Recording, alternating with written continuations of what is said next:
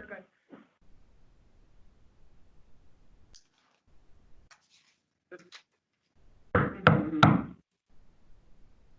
Okay, good evening and welcome to Crow Wing County's Planning Commission and Board of Adjustment meeting. My name is Jake Free. I'm one of the Environmental Services Supervisors here in the Land Services Department. It's 5 o'clock on April 23rd, 2020. We'll start off by rising for a Pledge of Allegiance. I pledge allegiance to the flag of the United States of America and to the republic for which it stands, one nation, under God, indivisible, with liberty and justice for all. All right. First agenda item on tonight's agenda is going to be roll call. Don Hales, Chair. Here. Rebecca Best, Vice Here. Chair. Sue Here. Maskey. Here. Rick Scogan. Here. Rock Nemi. Here. Let the record show that Rebecca Best is joining us remotely via call, and the rest of the Board of Adjustment Planning Commission members are here in the Land Services Department in person. All right, the next thing we need to go through is a review and approval of the February 20th, 2020 Planning Commission Board of Adjustment minutes and findings of fact. So I have a motion to approve. I'd like to make a motion to approve the minutes and findings of fact. We have a second. I'll second it. Any discussion? Seeing none, all in favor of approving, please indicate by saying aye. Aye. All opposed, same sign. Thank you. I have a question about procedure, if I could. When we're dealing with these individuals and making comment to their request, are we to identify ourselves? I would say that the chair's prerogative. It probably would be good practice to do so if you can remember to do that. And with that, there is a motion on the table, none opposed to the approval of the minutes. Motion passes. Okay, next item on our agenda is we need to adopt the rules of business. I'm going to scroll through here. Staff has not proposed any changes to the rules of business. There hasn't been any changes for, I think, a few years. Hopefully, the board has had enough time to review this. I would entertain any discussion on this item. Otherwise, seek a motion to approve. Mr. Chair, I'll make a motion to approve, to adopt the rules of business. Any second? Oh. Second. Any discussion? All right, all those in favor of approving the rules of business for the 2020 year, please signify by saying aye. Aye. Opposed, same sign. Rules of business is adopted. Next item on our agenda is the annual election of officers. We have two positions open for election. We will start with the position of chair. Current chair is Don Hales. Do I hear any nominations for chair for 2020? I will nominate Don Hales as chair for 2020. Second. Any discussion? Don, if approved, would you accept? Yes. Okay. Hearing no further discussion, I'll take a motion to appoint Don Hales as chair. Oh, I'm sorry. So moved. Yes, and we got a second. Yes, a vote. I'll signify by saying aye. Aye. Opposed, same sign. Congratulations, Don. Thank you, Don. Would you like me to roll through the vice or transfer it over here? Doesn't matter. Next item then would be to nominate a vice chair, which is currently Rebecca Best. I nominate Rebecca Best as vice chair. Second that motion. Is there any other discussion? Rebecca, would you accept? Yes. Okay. All in favor of the motion signify by saying aye. Aye. Opposed? Motion carries. Okay, tonight, we have no items of old business. We have 8 items of new business. Our procedure tonight is when we call your application, please state your name and address for the record. Your request will be read into the record. The applicant then will have an opportunity to add any new information that has not previously been submitted. We will then review the public testimony that has been submitted. After we review that, we will let the applicant respond to any of that testimony that they wish to. Our decision process for land use amendment requests and preliminary plat requests, we make a recommendation to the County Board of Commissioners. For conditional use permits and variance requests, we make the final decision. We base our decisions on findings of fact. To help us do this, we do several things. We do on-sites where we physically go to the property and examine the site. Then prior to attending this meeting, we read each and every email and letter that has been submitted. And then, of course, tonight we will review that public testimony. In addition to these things, we have a worksheet that we use to help summarize the findings of fact. During the land use map amendment or a conditional use permit, a yes or no answer to a question does not necessarily mean that we will approve or reject that request. For a variance request, a no answer to any question means that we must deny that request. We do record everything, both audio and video. And with that, we can call our first applicant. Okay. Mr. Chair, the first applicant is in the lobby. I will admit him right now. Okay, thank you.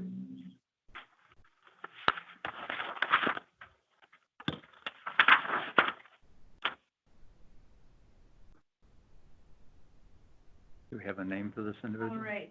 Mr. Tony Jones, and we have Terry Seckley. Is now joining. and Tracy Stock is here. Can you two individuals please state your name and address for us? This is Tony Jones, and our address is 16843 Noki Lake Road in Brainerd, 56401. Thank you. Jay, can you read the request into the record for us? All right, I will go ahead and do that. This request, the first applicant is for Eagle Ridge Timber Company with Anthony Jones and Tony Jones, located at Noki Lake Road, Brainerd, Minnesota 56401. There are several requests associated with this application. The first one is a guest size within a block, and that same guest count is to have a height of 22 feet or 15 feet is allowed. A density of 4 dwelling units or 2 is allowed. 2 decks within the block, a 4-foot stairway or walkway between the 2 decks within the block, and a septic holding tank within a block. All of these conditions are to construct a 480 square foot 2-story guest quarters with 144 square foot deck on the south side, 126 square foot deck on the north side, 117 square foot stairway walkway between the decks on the east side, and a septic holding tank for certificate of survey received on March 4th, 2020. All right, I will now go to the certificate of survey. And what I'm going to do is rotate this way. I think it's best looking at it like this. This is how we looked at it on the. Oh, sorry. I'll put this down so everyone can hear me. So the proposal here is, first thing to consider here is this entire lot that we're talking about. It is entirely a aerial photo. This one right here is the this entire lot is essentially one giant bluff either towards the, I believe that's is that the Nokissipi River? I think so. And That's right. Here, and on the other side, we've got Eagle Lake. All right, moving back up towards the survey. There are 3 existing dwelling units on the property, what I call the main cabin, the primary one. By the way, the lake is on this side, the river's on this side. This is the driveway going in. They have a main cabin. They have, what I call a guest cabin and an additional guest cabin. This structure over here is simply a storage garage. The proposal is, near the toe of this bluff to, construct, again, about a 480 square foot, guest cottage with deck and walkway, and install a holding tank within the bluff as well. There is no setback to the bluff in this case because it's entirely in the bluff. The entire subject area that's shown on the screen really doesn't have any impact zone because it's all entirely within the bluff. Some other information about this property: the impervious coverage is at 1.1%. It's proposed to be 1.5% with the construction of this. Noke Lake Township does recommend approval. We did receive that in February. There were some comments provided at the DIRT meeting, and they're in your staff report with some concerns about this particular proposal. We didn't receive any comments from the Lake Association. Overall, 5 public comments were received, all included in your packet, all what we would characterize as positive in nature. We did receive one comment from the applicant or the property owner with a management plan maps and some other information. Just another important note for the record: this property does butt up against several other 40 or properties that share deals. Thank you so much. Does the applicant have any new information that has not been previously submitted that they'd like to submit at this time? No material information, but I'd be happy to make comments and answer questions, of course. Okay. Go ahead. Do you have comments you want to make, or you just? Yeah, I'd be happy to make some comments just in response to the comments that the staff and the commissioners made in the after the site visit and things of that nature. The first thing I would love for the board to consider is if you can scroll, Jake, I don't know if you're going to control the screen or if you want to let me share the screen, but I'll control. Okay, if you can, please, I'm just getting to the right page on my document here. It's quite a bit down. All right. If you'll scroll down to page 54, please. And is that the page number that's listed on the packet or the PDF? That is packet page 54 on the bottom right corner. Got it.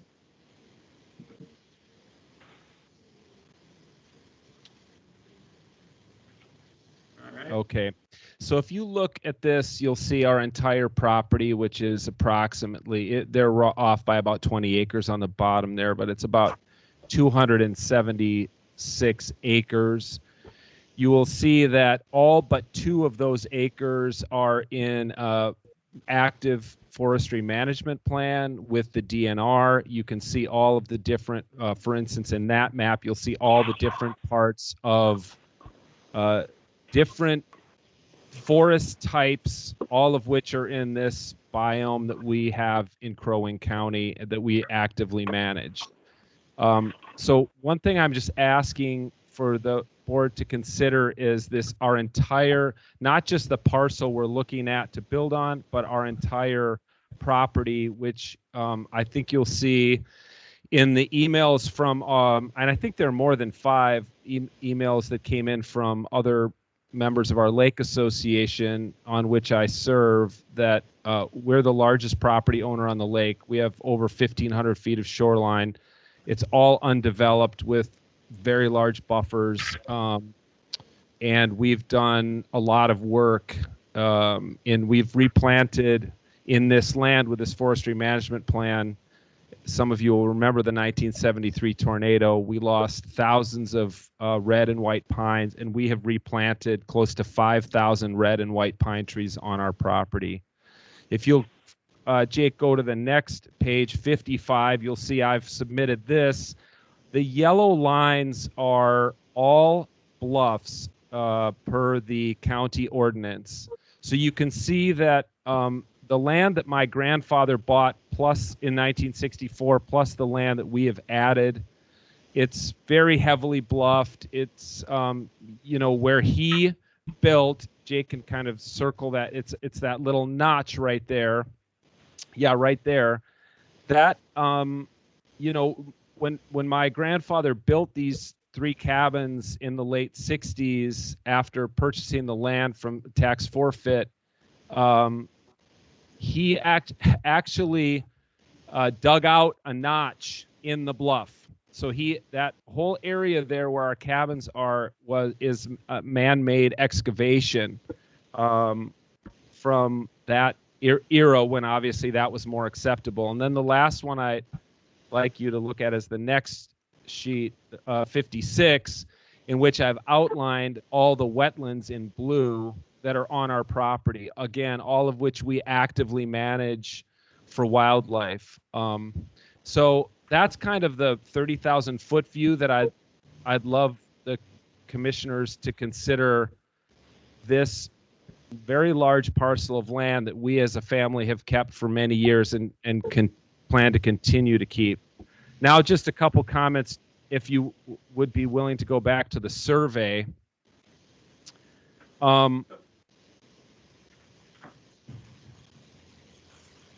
The site for the new building that we're proposing, while it is, of course, technically on a bluff, what's interesting and how we've tried to mitigate the any impact on a bluff zone is we're actually proposing that we're going to be building not on the natural bluff either toward the lake or toward the Nokasippi wetland, but we're actually going to be building in the notch, the man-made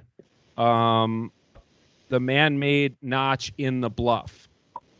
So what we're trying to do is minimize any kind of impact on that actual bluff and build it toward this kind of gravel driveway parking area. It's not paved or anything, but this area that my grandpa excavated, 55 years ago.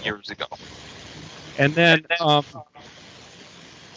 finally, to address another concern, we would definitely be willing to update the existing structures with gutters and put in rainwater collection units, plus even we've talked about doing some kind of retaining ponds with wildflower gardens to update the existing buildings for stormwater mitigation and to address the concerns that were in the report regarding that. So I'd be more than happy to take any questions. Our contractor, Tracy, is also on this video meeting. I want to thank the commissioners for making this video meeting possible. And either Tracy or I would be happy to answer any questions. Okay, thank you. Has everybody reviewed the public comment letters? Yep. Yes. Yes. And the applicant has as well?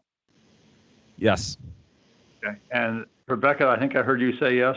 Yes, and Mr. Chair, if I may, I don't know if the other board members have the ability to mute their microphones when they're not speaking. If not, I pick up a lot of background noise with papers and so forth. So I just thought if you could minimize that, that'd be awesome. Or if you can mute your microphones when people are not speaking, that would be wonderful. Thank you, Rebecca. We will do our best. Thank you. Does the applicant have anything they wish to respond to the public testimony? Are there any letters in there that you would like to respond to? We have all read them and understand them. Thank you, Mr. Chair. I think that I've already responded to the comment for the email that came in before the DIRT meeting from the DNR. And I think our building plan response to all those, and all the other public comments are favorable, and so I just ask the commissioners to consider them. I think most of the members of our lake association, they understand we're the largest property owner on the lake. They would, from the neighbors I've spoken to, they would actually rather have us build here where we've already concentrated our structures rather than move to a different part of our land and basically start, with a whole new building site, which would, of course, cause removal of trees, new septic, new well, new electric, a new road, etc. Okay, thank you. So public testimony has pretty much been handled. We've all read those. We've had the response from the applicant. Did we do an on-site on this? We did. Who would like to give that? I will. Rick Scogan. On March 6th, 2020, the on-site was conducted by staff, myself, Rebecca, Kiki, and Jacob was there, and Sue Maskey. Here are the comments we have from them. It is very evident that there are numerous bluffs located on the property. The property has no existing building envelope. Impervious surface coverage is low, though all of the infrastructure is located in one location within the bluff. There are currently no apparent stormwater management practices in place. We would consider conditioning anything on a stormwater management plan to be implemented to include all structures, gutters to be installed that direct stormwater away from the lake. Stormwater plan would also help to protect the bluff also. Installation of a septic tank within the bluff will involve dirt moving and disruption within the bluff. We noticed there are no apparent neighbors or structures on nearby properties. There are no similar structures or setbacks in the area. The proposal is for a 2-story dwelling unit with 2 bedrooms and 2 bathrooms. Ordinance currently allows 2 dwelling units per property. This property currently has 3 legal non-conforming dwelling units and 1 garage. Options discussed by board members present and applicant included expanding and adding the 2nd story to the existing garage, and adding on or expanding the current cabin. Adding a 2nd story to the garage would limit the grading and disturbance to the bluff. Thank you, Mr. Chair. Sue, did you have anything you want to add? No, that sums it up. Anybody have any questions for the applicant? Mr. Chair, this is Rebecca. Just a point of clarification. I believe that Mr. Scogan said that I attended that on-site, and that one I was not present. Just for the record, the minutes, I wanted to make sure. Okay, thank you. Thank you. No worries, thanks. Any other discussion before we go to our worksheet? Hearing none, we'll go ahead and go through the worksheet. Question number 1, is the variance in harmony with the purposes and intent of the ordinance?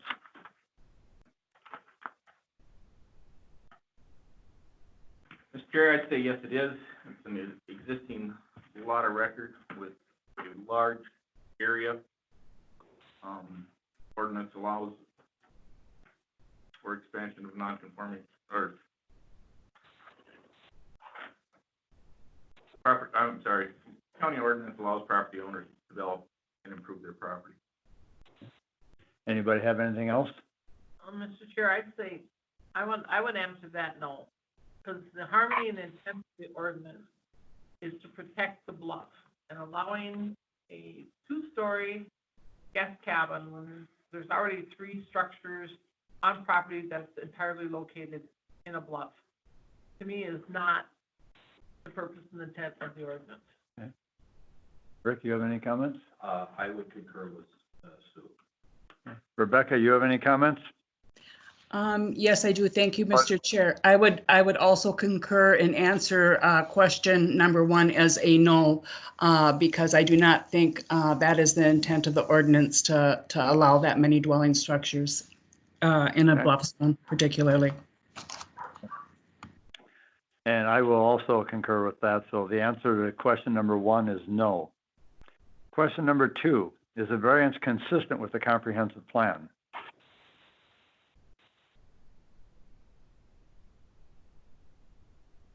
Mr. Chair, I would answer that one as yes, but, we are preserving, with the stormwater management plan that we would propose to protect, preserve, improve the quality of Crow Wing County lakes, streams, and wetlands by minimizing the effects of stormwater runoff with a stormwater management. Is there anything additional? Mr. Chair, I have to disagree with this because it was a no answer to number 1, and therefore the variance has to be denied, which takes away all our stormwater management. I would say that, yes, it encourages residential development that provides housing options for different social and economic Are you back at groups, question 1? but- No, I'm on number 2. Okay. Yeah. So, Rick, you're saying yes. Sue?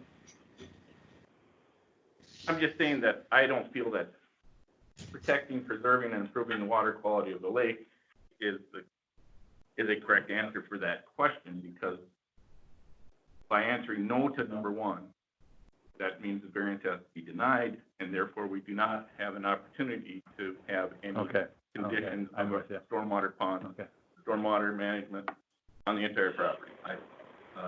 Rick, so, I can withdraw that. The reason I said what I said was that we proposed a stormwater management plan, and until we actually vote, I didn't think that we were accepting. Well, we're kind of forced to because of the first no.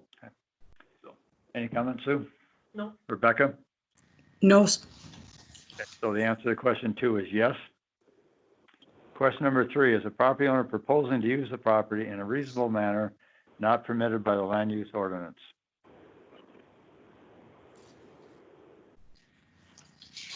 In my opinion, they are. They have 260 acres of property. They have an impervious of 1.5 with this development. So Rock, your answer is yes? Yes. Is there any other comments? I would say, no. I mean, the property owner could, possibly rebuild the existing garage and put guest quarters above it without cutting into the bluff. Rick? I would agree with Sue. Rebecca? I concur. So the answer to number 3 is no. Question number 4, is the need for a variance due to circumstances unique to the property and not created by the property owner? I would say no.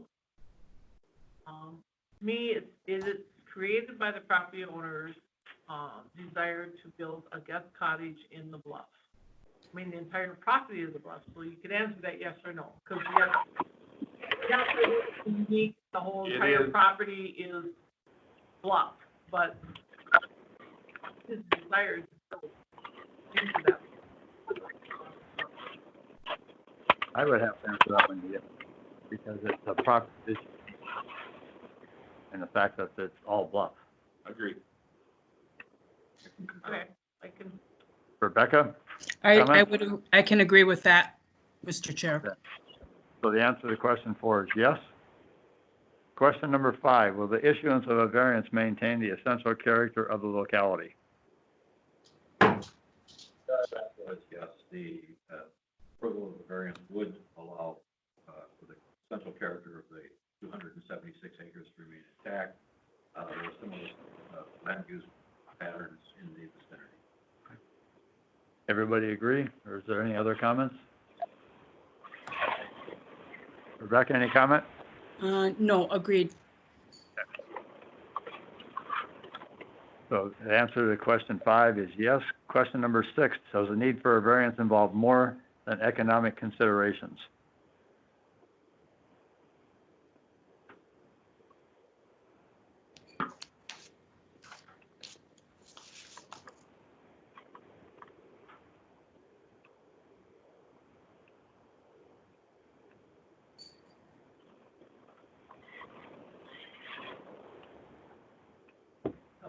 Mr. Chair, I'm gonna answer that as a yes. the building site elevation and structure setbacks are minimal based on the existing site conditions. Any other comments? Everybody agree? Concur. Question number 7, what is township recommendation? It was to approve. Correct. Are there any other pertinent findings? Does the applicant understand what we're doing here? I mean, I understand you going through the questions. Is there an opportunity to respond before the vote or no? Not really. I mean, do you have questions about what we're doing? I mean, I guess the way I look at this, if I can speak for the entire board, I would commend you on what you have done on that property and what you've maintained. The problem that we're basically having is that the ordinance allows for 2 livable structures on a property, and right now you've got 3 and you're asking for a 4th. So that's kind of our big stumbling block, if you will. Right, but okay, well, Mr. Chair, I mean, I'd be more than happy to respond if given that opportunity. Rock, you have a comment? Would the applicant, it seems that the on-site members all felt that the existing garage could be converted into guest quarters, and that's kind of why they're going on the denial side above the existing garage. But does that mean the applicant has to reapply with? I think it does, yeah. Did you hear that? I did, and I guess I'm confused because I didn't know that. I've never read in the ordinance that that's part of the process of the planning commission is to, instead of judging the plan that we've set out and surveyed, to look just to eyeball another structure and say we should build there instead. I can tell you from talking to Tracy, our contractor, and from knowing the lay of that wetland, which we haven't actually surveyed yet officially, that structure is far closer to the Nokasippi wetland than the building site that we're proposing. It's simply not an acceptable building site. We would have to cut into the bluff because even the members who visited told us we should build a bigger structure there where the garage is, which would mean cutting westward into that bluff. So we would need a variance to build there. The existing square footage, first of all, and finally, we cannot, it's just a cinder block garage that my grandfather built by hand. There's no interest in my family in tearing down that garage, and there's no possibility of building a second story on the current structure.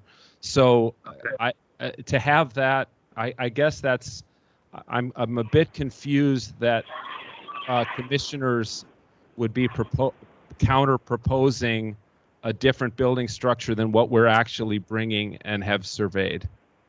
I'll answer that. We're not proposing anything.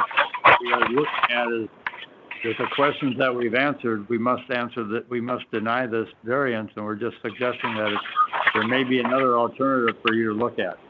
Well, okay, the real alternative is to build in a different part of our land out on the point, which this is what I'm trying to suggest to the board is that there will be much greater environmental impact if we build at a new site on our land, even though it will not require any variances.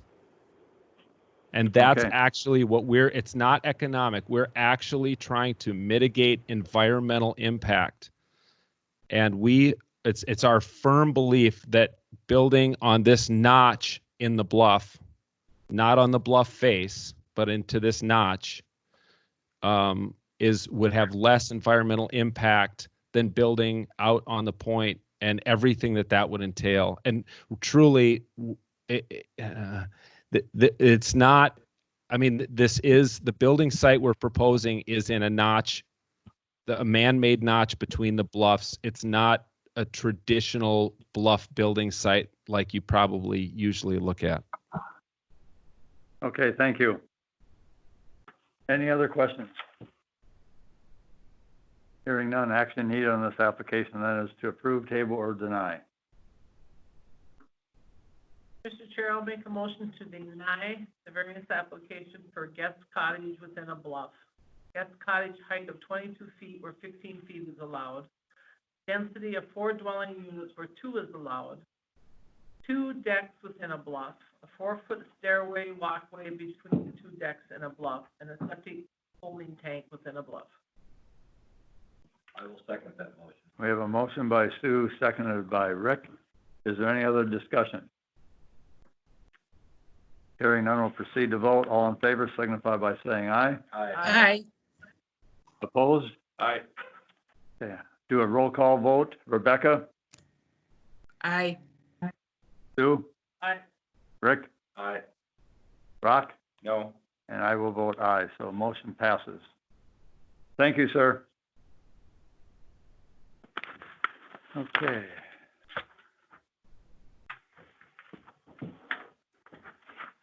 How do we call the next one? Well, I will.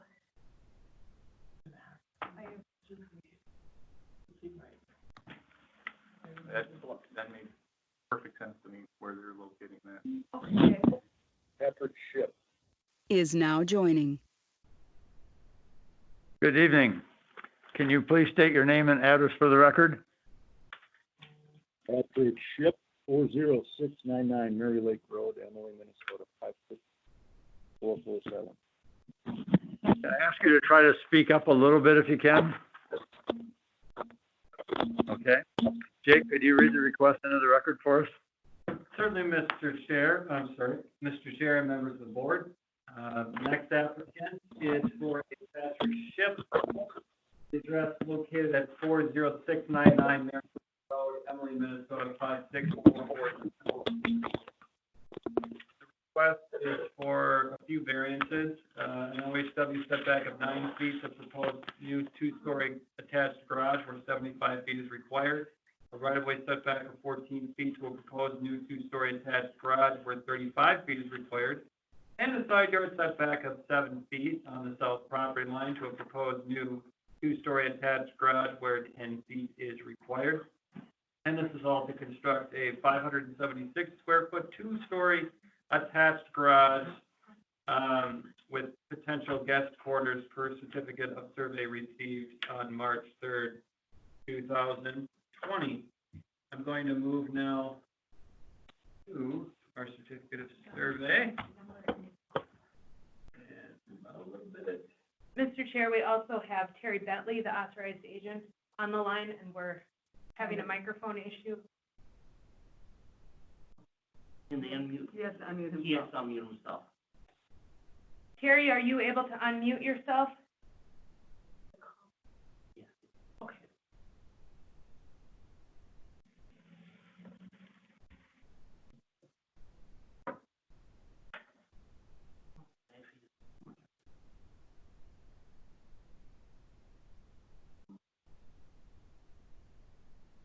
I think you have to tap. He's got tap on the screen. You tap lower on your screen. Terry, if you're on a cell phone, if you tap on your screen and then hit the microphone button, we'll be able to hear you.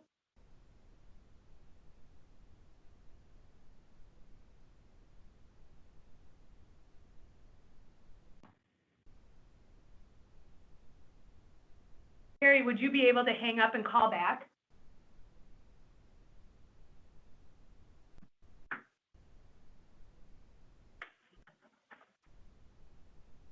Yeah, he's leaving, so it'll just be a few seconds. Terry Beckley.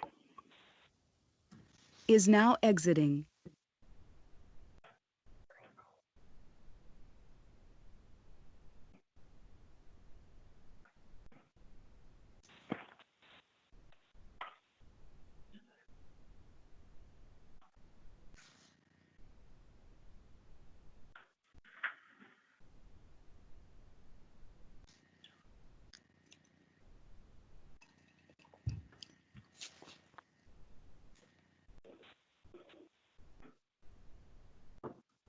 Rebecca, are you there? Yes, I am. Being better with our paper rustling and I just sent a message that during discussion among the board members and comments that there was still quite a bit of, I think it's like mic feedback. I've had this before in different conference meetings. So I know if people can mute, it always helps. I'm muting here when I'm not speaking, but I can hear it's just difficult at times. Rebecca? Becky? Yes, yes, You can hear me now, correct? yep. I'm gonna press a button in the middle of this gizmo and see if it actually mutes me. Hello there, Hi, Terry. Can you hear me? Terry. now, Rebecca? Bethany. Is now joining. Okay, now we have Terry and Pat on the line. Okay. You want me to continue? We're good? I'll keep going. Just another note, Becky, if you turn off your video, don't get out of the app, but if you just turn the video off, the camera, Yep. it probably will improve on your side. Just FYI. Okay, I'll play around with it. Yeah, just don't accidentally exit. All right, so we'll move on to the survey. So this is Mary Lake. The property is identified. It goes all the way up through here, so there's more than just this corner here. Building envelope is shown by this triangle up towards the north part of the property. The proposal is to construct this garage, two-story, attached to the existing dwelling. The existing dwelling is pretty close to ordinary high water mark. As you can see here, the proposal would get it to within 7.5 feet to the side yard setback, excuse me, but 9.5 feet to the lake. And I believe there's a road right-of-way setback distance as well identified to the public road, Mary Lake Road. Other information about this particular application, its impervious is at 2%, the proposal is to be at 4%. We did not receive any comments from Little Pine Township or the DNR or the Lake Association. We did receive 3 public comments, all in the packet that you've received. We also received 3 additional comments from the applicant or the property owner, Mr. Ship. 2 were published in the packet and 1 was emailed to the board and included in materials tonight. With that, I don't have anything else to add. Okay, thank you, Jake. Does the applicant have any new information that has not been previously submitted? Patrick, Yes. I can step in just a couple things I want to clarify. Sure. I'm not sure who's interpreting this as being a 2-story garage. It's a 1-story garage. And the way the roof lines, I'm not sure what you got up on the screen, but the roof line, it was done in such a way to correspond with the current architecture of the building. So unless you've got something in the ordinance that defines as a 2-story garage, I just wanted to clarify that. And the only other thing is the road on some of the deeds of record and whatever they call it out as a public road, township road, but yet when we look on the GIS, website and whatever records I can file, can find, this is technically a private road easement. So I just wanted to clarify that. Okay, thank you. The public comment has been reviewed by the entire board, is that correct? Correct. Yes. And has the applicant reviewed the public comment? Yes. Do you have any comments from that? Anything you'd like to respond to? Which, you mean the public comment, the letter that came in? Right, all the letters, the emails. Okay, yeah, just only that we addressed all the issues. I thought Terry did extensive work on where we were going to put everything and how we were going to run the water off and adding the rain gutters and the rain barrels and those issues. Okay, thank you. We did an on-site on this. Who would like to give that report? I will, sir. Mr. Chair, on March 6, 2020, we conducted an on-site with Rick Stogan, myself, Sue Maskey, and staff. There are no similar structures with detached garages on the lake side of Mary Lake Road. There appears to be an ample building envelope in the rear lot zone on the parcel. The proposed garage and guest quarters could be constructed in the rear lot zone with no variance requests away from the existing legal non-conforming dwelling. Stormwater runoff currently goes directly into the lake. There is no gutters on the existing structure to direct stormwater away from the lake. Consider conditioning a stormwater management plan due to the structure's density being so close to the lake. That is all I have, Mr. Chair. Rick, do you have anything you want to add? Nothing to add, thank you. Okay. Anybody have a question for the applicant? Yeah, I was, the reason why nobody else has had a garage addition, they've had additions to the cabins on this side, but not a garage addition, is because they own property on the other side of the road. And everybody put their garages and sheds on the east side of the road because they had property over there. I don't have no property over there, and that's why you don't see the garages on this side. Thank you. Do the board members have any questions for the on-site people? Not right Hearing now. none, Mr. Chair. Okay. Hearing none, we'll go to our worksheet. Get to it. Question number 1. Is the variance in harmony with the purposes and intent of the ordinance?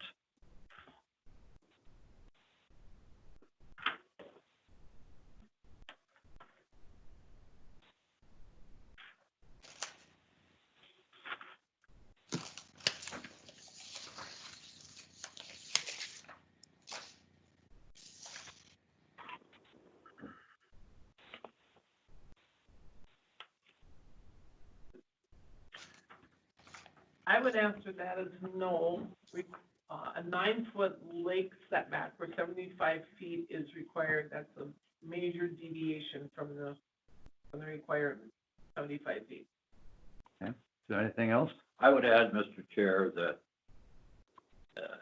as I toured the property with Sue and with staff, I concur with her observation that the 9-foot setback is a major deviation and probably a very significant deviation.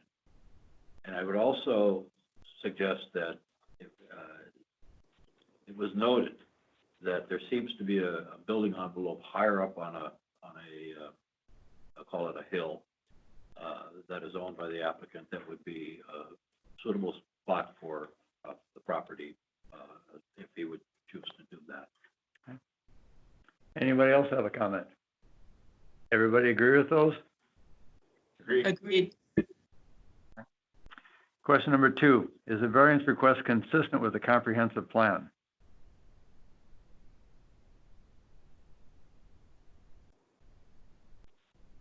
I would answer that, yes, it does. It does encourage residential development that provides housing opportunity. And the property does have a building envelope that the proposed garage could be located in. Anything additional from anybody? Everybody agree? Agreed. Question number 3, is the property owner proposing to use the property in a reasonable manner not permitted by the land use ordinance? Mr. Chair, I'd answer that as no. The property has a ample spot for a garage within a building envelope that exists on the property. Okay. Anything additional? Does everybody agree? Agreed. Agree. Question number 4, is the need for a variance due to circumstances unique to the property and not created by the property owner? I would say, answer that no. It is created by the property owner's desire to have an attached garage when there is a building envelope that would accommodate the proposed garage. Okay. Anything additional? Does everybody agree? Agree. Agreed.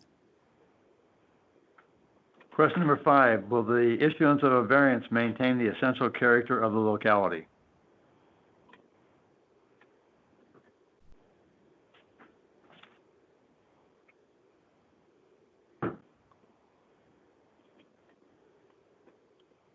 Mr. Chair, I'd answer that as no, there are no similar structures with attached garages on that side of Lake Marion. Is there anything additional? Everybody agree? Agreed. Question number 6, does the need for a variance involve more than economic considerations?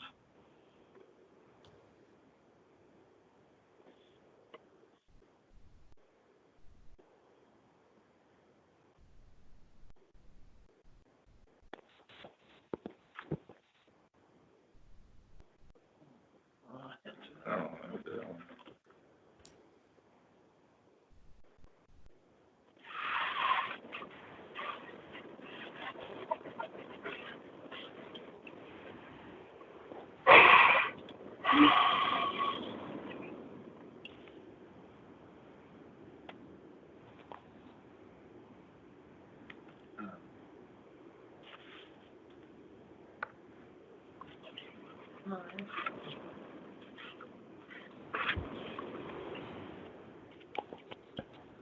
I'll try that one. I would, Mr. Chair, I'd answer that as the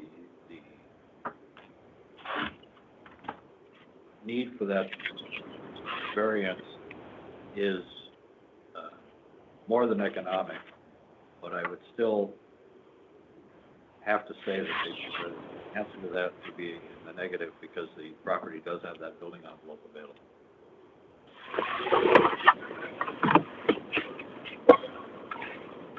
Anything additional? Everybody By agree? addition, okay. Question number 7, what is the township recommendation? They had no comment. No comment. Any other pertinent findings? Hearing none, action needed on this application then is to approve, table, or deny. Mr. Chair, I would propose that we deny that variance request for an OHW setback of 9 feet to a proposed new 2-story attached garage where 75 feet is required, for a right-of-way setback of 14 feet to a proposed new 2-story attached garage where 35 feet is required, and for a side yard setback of 7 feet south of the property line to a proposed new 2-story attached garage where 10 feet is required, and to construct a 576 square foot 2-story garage with attached guest quarters per certificate of survey received 3/3/2020. I'll second that, Mr. Chair. Okay, we have a motion by Rick and seconded by Rebecca to deny the request. Is there any discussion? Is there any chance for discussion before you make your vote? Wow. You can ask a couple questions if they're quick. Once again, and I don't know if you people remember me at all, because I do very few before you, but I have also sat on the Board of Adjustment Commission in Aiken County for 4 years. And what I'm concerned about is, in your motion, you're calling it out as a 2-story garage, one that was never on the application. 2, the comments are made that the garage can be built on within the other building envelope. But during your dirt meeting, Mr. Ships also explained to you, and I hope Mr. Ships doesn't mind me saying this, but he's a wounded combat vet. The reason he's asking for this garage to be attached to that is for him to be able to park his vehicles in there, get in there, and be able to assess that building. He fully understood, and this is why he went through that dirt meeting and stuff and explained this, was very open to it. Yeah, and it's very easy to say, move that garage up and meet building setbacks, but that's not what he applied for this for. So before you vote, I would either ask you to reconsider some of those decisions or respectively we table this so we can get you some additional information. Okay, I have a question for staff. Was this applied for as a two-story or not?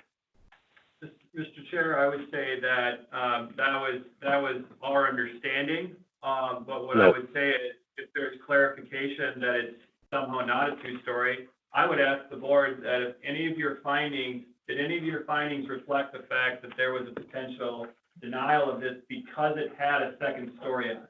No. That was the reason, that it was because of a second story issue? Or was your findings related to other things, actually not related to that issue? And that's, I think, what's important here. Mr. Chair, this is Sue. I base my findings on the fact that it is 9 feet from Lake Mary where 75 feet is required. And that's a major deviation from that 75 feet. And granted, the existing house is there, that was built probably prior to any zoning regulations. That was, Adding an attached garage 9 feet from lake would be detrimental to Lake Mary. Okay. and the only thing I want to clarify on that, Jake and Sue, is you check your records, that house was allowed to be built subsequent to zoning ordinances. That was part of the Old Flags Resort. There were architectural plans approved for that house to be rebuilt on there, on that spot. So as far as that being built many years ago, that house was permitted by Crow Wing County as part of that resort split up in there of the Old Flags Resort. And the existing house structure is only 13 feet from the lake, and as you show on the plans there, the 9.5 feet or whatever. So I want that clarified. Okay, thank you. Rick, you have a question? Mr. Chair, no. I have a comment because you asked for comments regarding or Jake asked for comments regarding the two-story structure. Two-story structure. I respect your service. I'm also the son of a wounded combat veteran in World War II. That said, the fact that it's 1 or 2 stories does not affect my decision, and I would still vote for denial. Okay. Any other discussion before we vote? Hearing none, all in favor of the motion signify by saying aye. Aye. Aye. Opposed? Motion carries. Thank you, sir. Thank you. Thanks, guys. Appreciate all your time. You have a good night. Stay healthy. You too. All right. Bye-bye.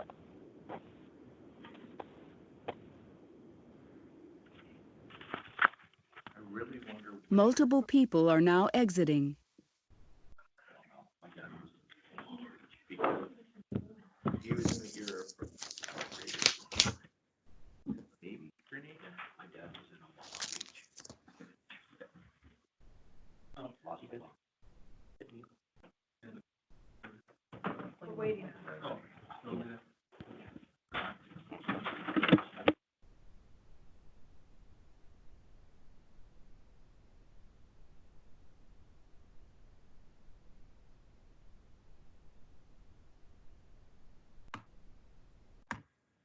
Are you guys there?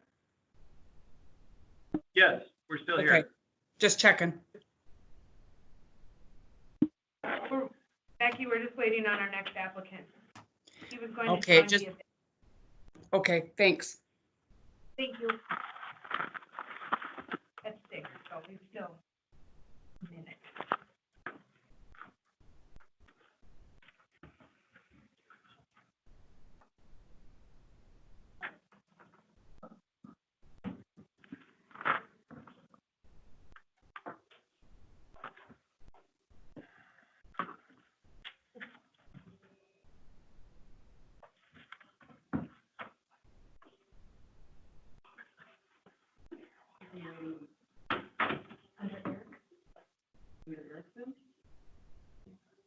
Are you in under Erickson?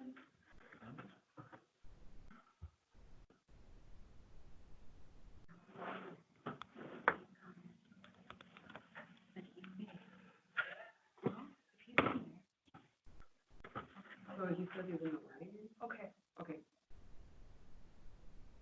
Okay.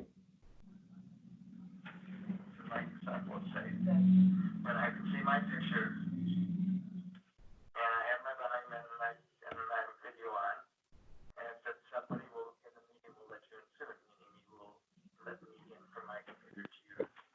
Okay, can you?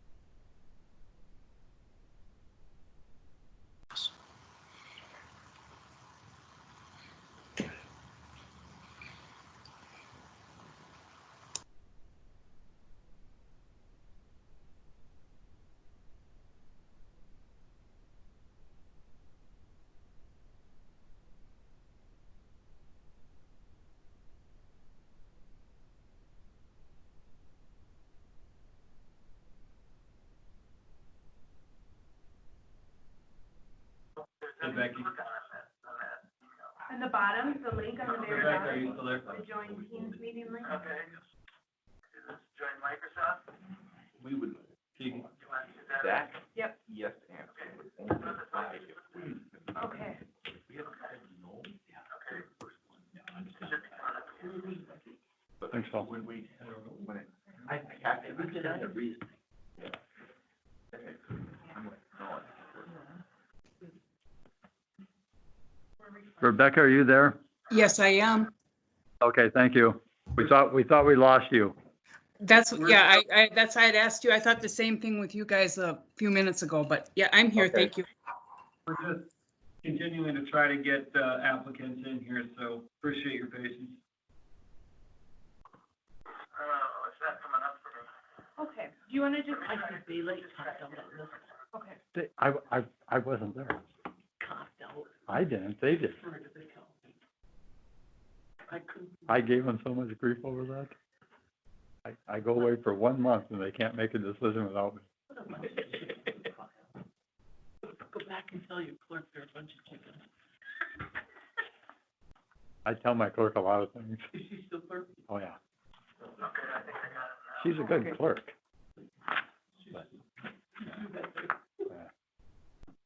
Yeah. Actually, we get along fine. Excellent. Now I'm on again, I can see my picture. I forwarded him one just now. There we There we go. go, we got you. We got I'm gonna you hang now. up here. All right. So.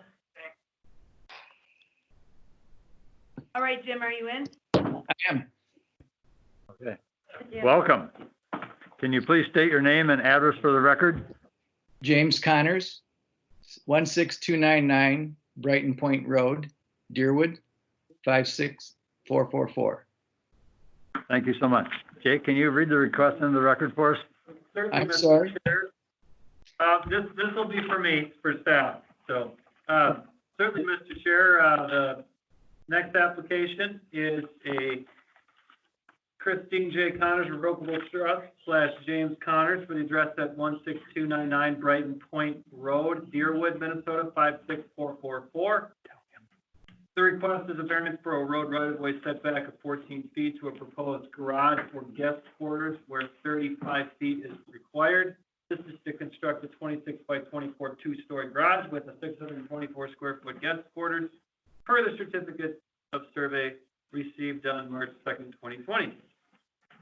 Okay, so more information about this one. Let me go to the survey, which is on 131. Oh, sorry. We're good? Okay.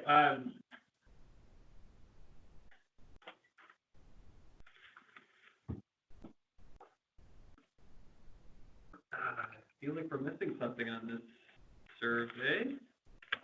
Is there a second survey? Yeah, one moment. There we go. There you That's go. better. Yep. My mistake.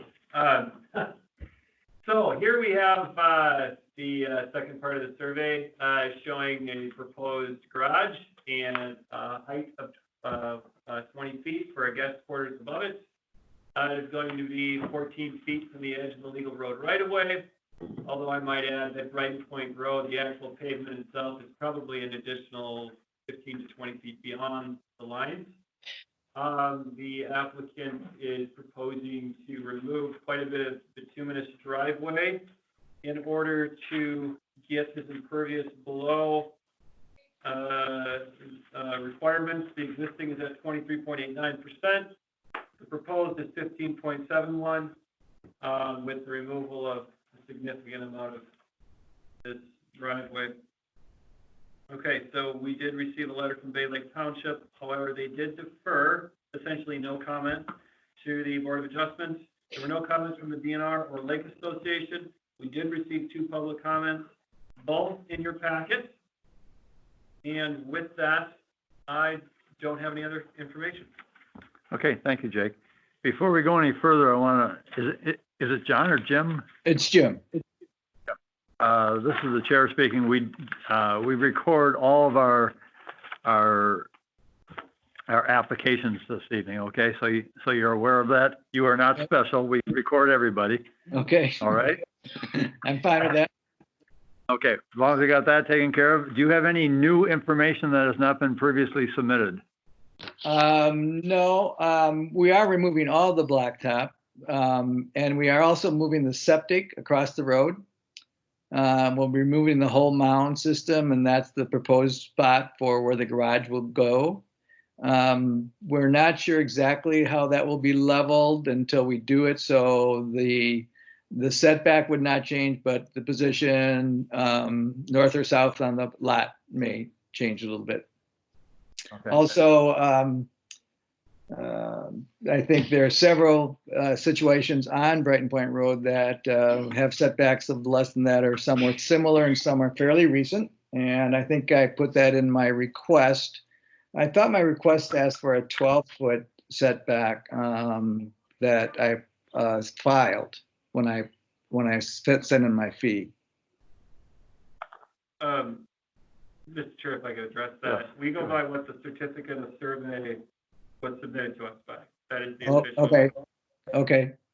It's dated March 2nd, so that's what I'm sorry. That's what I have, Mr. Yeah. Chair. Okay. Any other comments?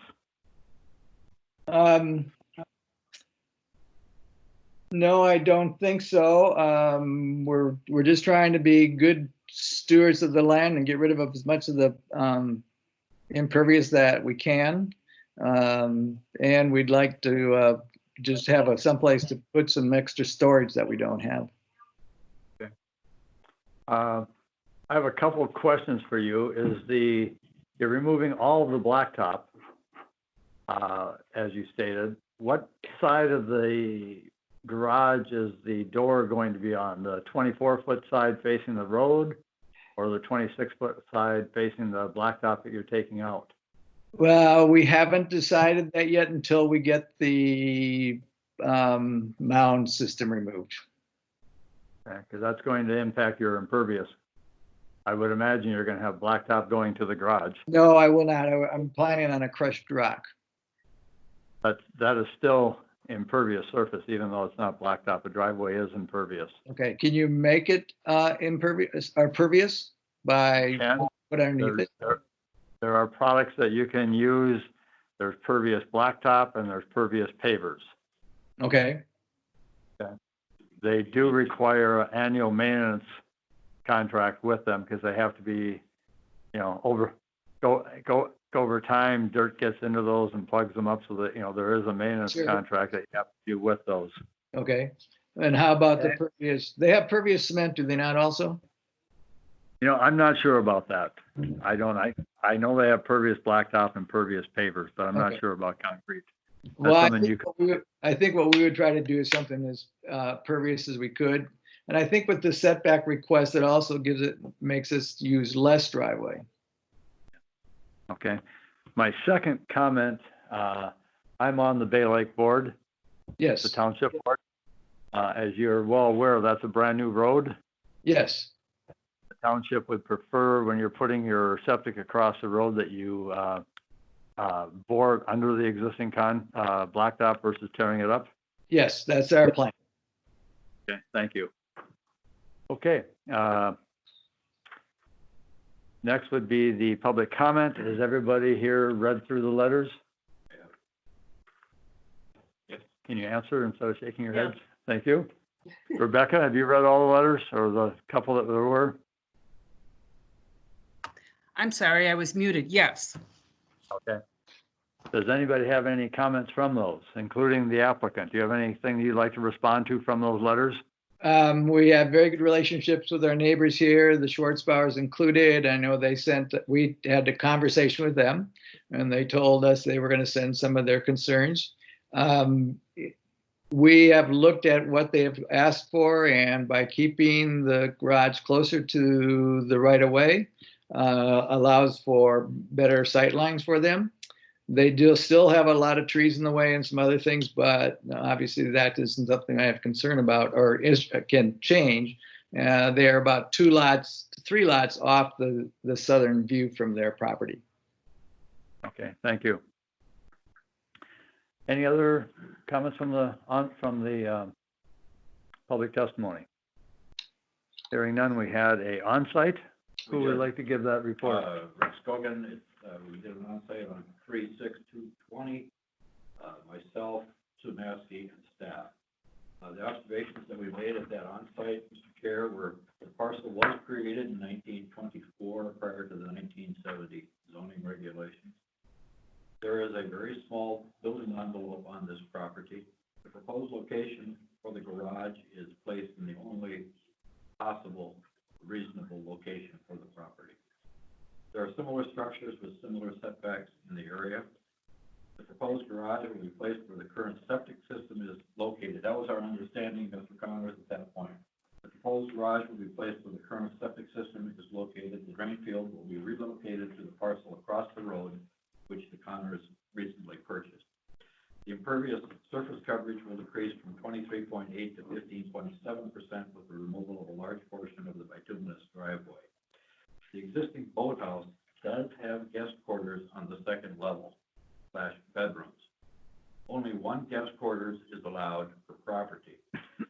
We would seriously consider conditioning that the boathouse be converted and only be used for storage in the future if the right-of-way variance for the garage with the second level office / guest quarters is granted. And then we would consider conditioning that a stormwater management plan be implemented and should include all structures due to concerns about the density so close to the lake, all structures including the existing boathouse. Thank you, Rick. Sue, do you have No. anything additional? Jim, do you understand what they were talking about with the? I didn't understand with the last. I didn't understand the last part, but I'm not sure where the living quarters above the garage came in because I never mentioned that. My only reason for having that is for storage and for an office space for me. I just recently retired. My concern is I'm trying to think about volunteering my time. I'm a retired dentist, volunteering time down at the university in clinical, and it will require some online time for me to have an area. Our cabin's very small. There isn't really a spot in our cabin that I can seclude or have room for a desk and take care of my business. It was not intended to be used for sleeping. Okay, thank you. Question for staff, does office constitute living space? No. No. So you're not putting in a kitchen or a bedroom. No. Okay, thank you. So just. And then I didn't understand the part about the last portion about all buildings would be required for something. Stormwater, Mr. Connors, Rick Scogan, I was on site, and our understanding at that time was that it was going to be a guest quarters of 624 feet. So Oh. that's not correct. thank you for the correction. But I did, note that we have structures that are close to the lake. We're at 15.7% impervious surface, even after the reduction with the bituminous. So we would recommend, or I would recommend that we, implement a stormwater management plan for all the structures on the lake. Mr. Chair, that'll be required as it's over 15% Right. anyway. And I Right. should just add to the board that, please note that, apparently the applicant is not proposing a guest quarters above it, that it'll just be storage space. So the existing guest dwelling near the lake can stay. So just something to consider as we roll through this.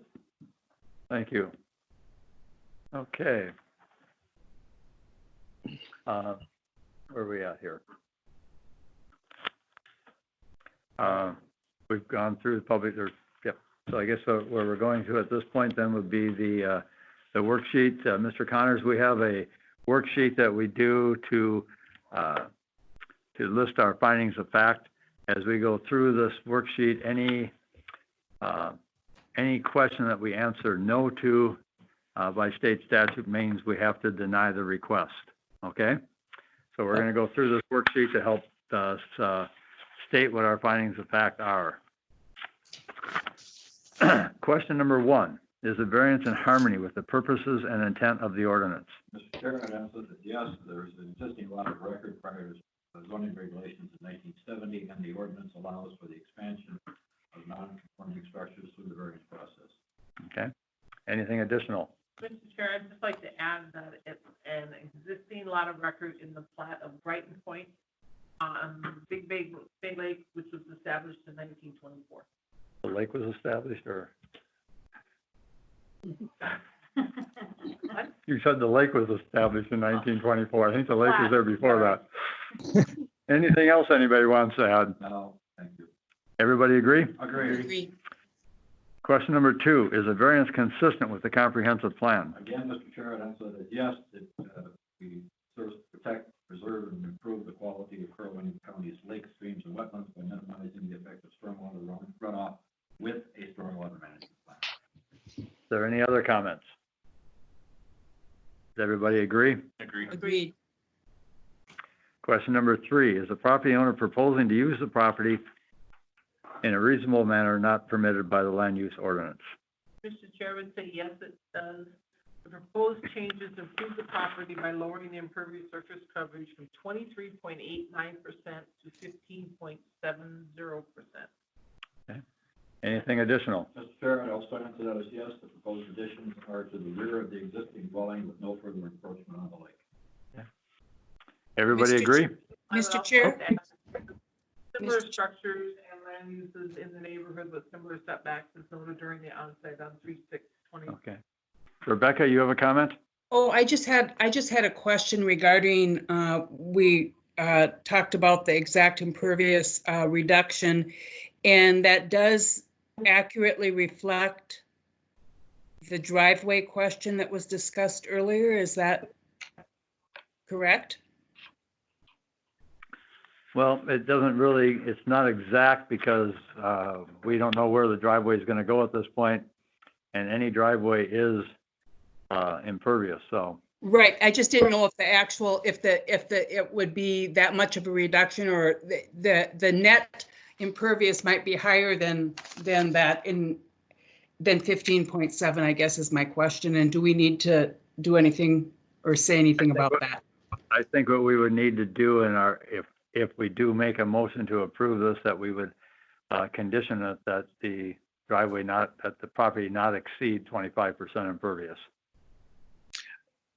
Okay? Could I make a comment? Sure. With this will not be, the garage doors will be facing Brighton Point Road.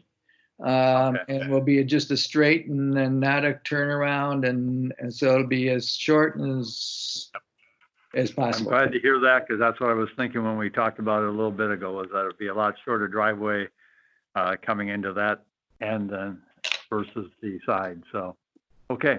Okay, thank you. You're welcome. Question number 4, is the variance due to circumstances unique to the property and not created by the property owner. Mr. Chair would say, yes, it is. It is an existing lot of record with a small building envelope. Okay. Is there anything additional? So, Mr. Chair, I'd also add that the lot was created prior to any zoning regulations established in 1970. Okay. Anything else? Everybody agree? Agree? Agreed. Question number 5, will the issuance of a variance maintain the essential character of the locality? Mr. Chair, I'd say yes, as previously noted on the on-site report, that there's similar structures and land use patterns and use of the property in the vicinity of the request. Anything additional? Everybody agree? Agree. Question number 6, does the variance involve more than economic considerations?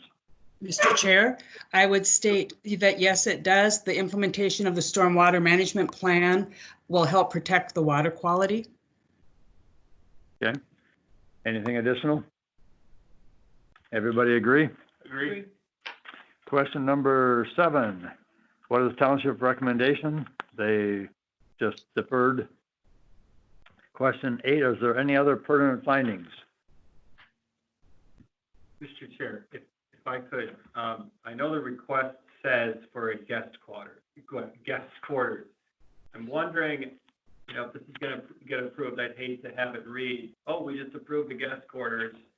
I was How do we, going to recommend a condition that it not have guest quarters because it already has a guest. I think that would be important. Yeah. I think that is kind of I agree. what I was driving Yeah. at there. Storage and office space is allowed. Storage and office space is not living quarters, so he can have an office there, but cannot have a kitchen, a bedroom. Okay. All right. Mr. Chair? Yes. Given that, I would make a motion. I would make a motion to approve the variance from Mr. Connors with a right-of-way setback of 14 feet to the proposed garage/office where 35 feet is required, and to construct a 26 by 24 two-story garage with a 624-foot office per certificate of survey received 3/2/2020. Okay. Second? We have a motion by Rick, seconded by Rock to approve this. Do you have conditions you want to put on this? The stormwater management plan, regardless of how the driveway comes down on that, Mr. Chair, I would condition it with a required stormwater management plan for all of the buildings. Okay. Any other conditions? Also like to add the condition that there be no living quarters above the garage. Okay. To be used for office/storage. Jim, do you understand those conditions? Yes, can you explain what a stormwater management system would include? Stormwater management plan is going to take care of the rainwater that enters your property. And you can talk to your surveyor about how to handle that, or you can talk to staff. Okay, Garrett Crowing. okay. Okay? Okay, we have a motion, we have a second. Is there any other discussion? Hearing none, we'll proceed to vote. All in favor signify by saying aye. Aye. Opposed? Motion carries. Congratulations. Thank you. Have Thank a you good for your evening. service. Say, Jim, real quick, just a quick note, if you go over 20% on your impervious, you're gonna need a shoreline buffer. We can talk more about that later, just an FYI.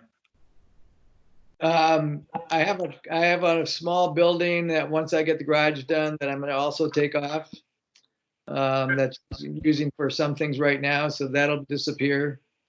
So I don't think I'll be anywhere close to, and we will just do something in a impervious driveway. Okay, thank you very much. Thank you, sir. Thank you. These are different times, aren't they? Yes, they are. They are. Okay. Can I sign off then? Yes. No? Yes, you can. Okay, thank you all. Thank you. And we do have, Wait till he's off. Is he off? he's off and we have the next applicant on. Can you mute them for a minute?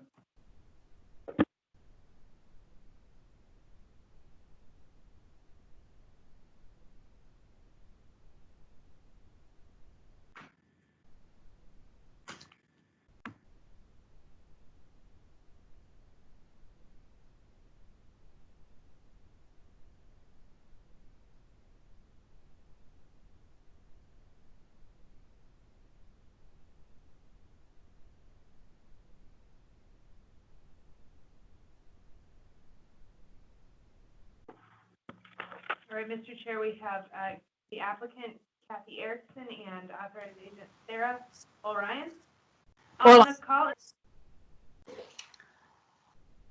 Are you both there? Yes, Okay, welcome. thank you. Thank you. Yes. Just for your information, we do record all the applicants. So you are being recorded. Okay. And with that, Jake, could you read the request into the record for us?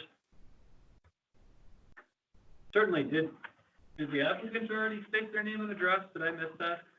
No. Oh, I'm sorry, I forgot. Can you please state your name and address for us? Kathy Erickson? And you want where the cabin is, right? That's fine. That's 17290 Paradise Shores Road in Brainerd, Minnesota. Okay, thank you. Okay, Jake, now would you read the request into the record for us? Certainly, Mr. Chair, members of the board. Next applicant is Kathy Erickson. Has authorized agent Sarah, I'm just going to say O. I'm sure I'll get that wrong. And Jake, Jake Stockard. For the parcel number 7608052. The request is a variance for an ordinary high water mark setback of 38 feet to a proposed new dwelling where 75 feet is required. This is to construct a 1,200 square foot two-story dwelling and a 528 square foot garage per the certificate of survey received on March 6, 2020. All right, we'll move on to the survey, which I'll bring up here. All right. Upper South Lawn Lake is on the north side of the screen here. We will minimize this a little bit. The proposal here is for the proposed cabin going over pretty much the same spot as the old cabin, except it's going to increase in size versus the old cabin. The applicant can probably articulate a little bit later how much bigger this is going to be. They're also proposing a garage to the rear.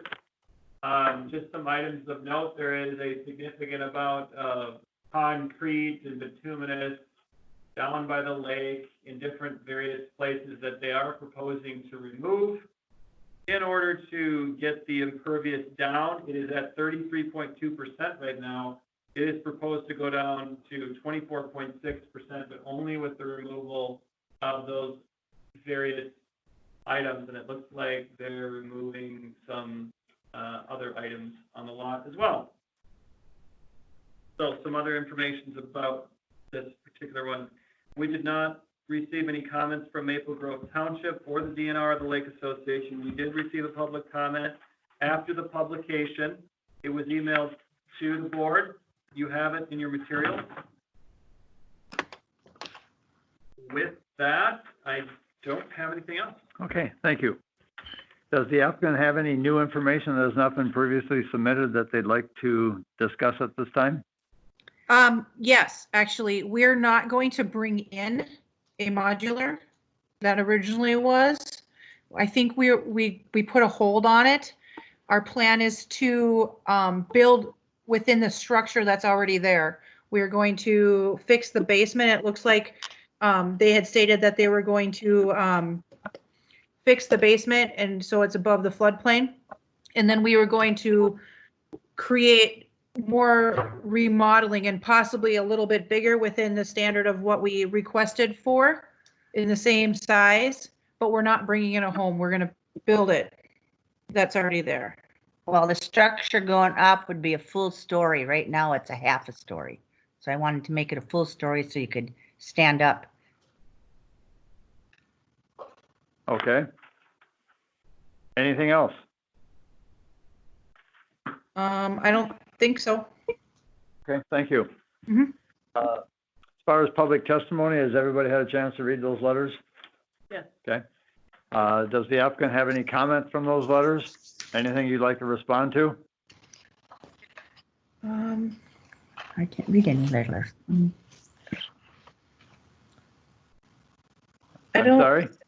I don't think so. But I know from what I saw, I don't believe so. Unless there's a Okay. specific question, maybe I can answer it. Sorry, I'm kind of new to this. This is all new for me. That's okay. Was there a letter or something that was attached to this? I didn't see. Well, there's Not comments. really. No, Comments? no, there were some comments from the county. Mr. Chair and applicant, I just want to make sure, we heard you say that you're going to do, something a little different from the house, really important for getting this right legally and publication wise. The request is for a 1,200 square foot, 2-story dwelling. You're saying, I'm just going to change the material and the way it's constructed, but it won't be any taller than it's represented or any bigger, correct? Correct. No, that Yes, won't be. it Right. will not be. No, it's just, it'll be either done by hand instead of prefab because the prefab was not working out. They kept adding more money on. And so I just decided to go with building it by hand probably or a different, but it's going to be the plan that you've got. The It's gonna- 1,200 square foot 2-store dwelling. Is that correct what you have? That's what I believe we have. Yep. Okay. I was gonna ask you to comment on how that would affect it, but, As long as they're staying within the. yeah, that should be Yes. fine. Should be fine. Yes. Okay. We did an on-site on this. Who would like to give the report? I will, this is Samansky. We did an onsite on 3/6/2020, the Rick Fogan, myself, and staff. High existing impervious coverage on this lot at 33.2%. Proposal includes removal of impervious surfaces. Consider conditioning all proposed removal of impervious surfaces.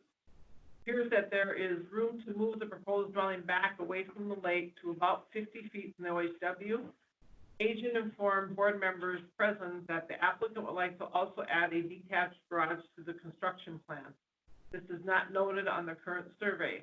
Proposed impervious coverage will increase from the 19.7% listed on the current survey. Agent was advised to add the proposed garage to the certificate of survey. There are similar setbacks in the area. Those structures are notably smaller than the proposed. This is an existing legal non-conforming dwelling built prior to zoning regulations in 1970. The proposed dwelling will be out of the floodplain per survey information. There appears to be an old existing lake access that runs into the existing lower level of the dwelling. Consider conditioning that berm near the lake be constructed for stormwater retention. A no-mold shoreline buffer strip will be required due to the impervious coverage over 20%. Reconstruction of the berm at the lake will help prevent further runoff into the lake. Consider conditioning that any potential rail system for lake access must not include any impervious surfaces. That is it. Here. Thank you, Sue. Rick, you have anything you want to add? The only thing I would add, Mr. Chair, is that any rail system that goes into the lake with a gravel base on the bottom would be considered impervious surfaces, I understand that. So impervious? Any gravel driveways?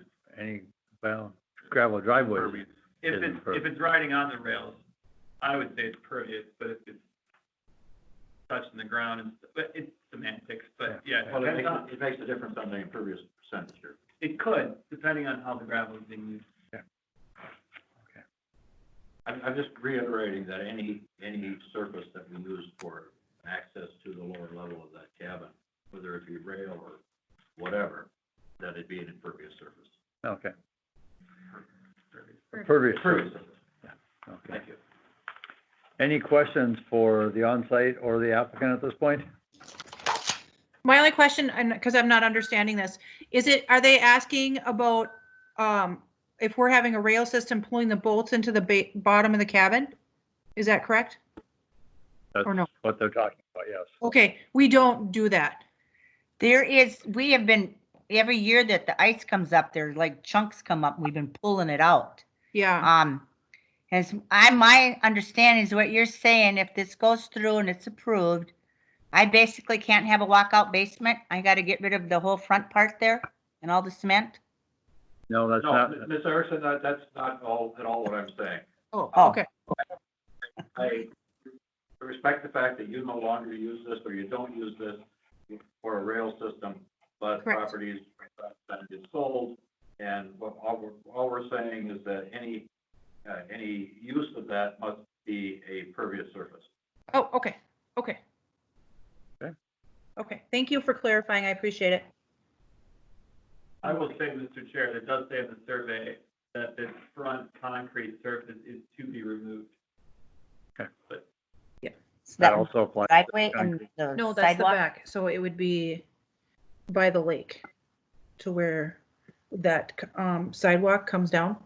Yeah, That's gotta be removed, which we were gonna remove anyway. Right. Because the ice Right. pushes it up. yeah, 'cause So then it can make a more of a natural bank there. yeah, 'cause then if you looked at it was before, it used to be a nice beach there, but the ice 2 years pushed the whole thing up, so now we got a bank there.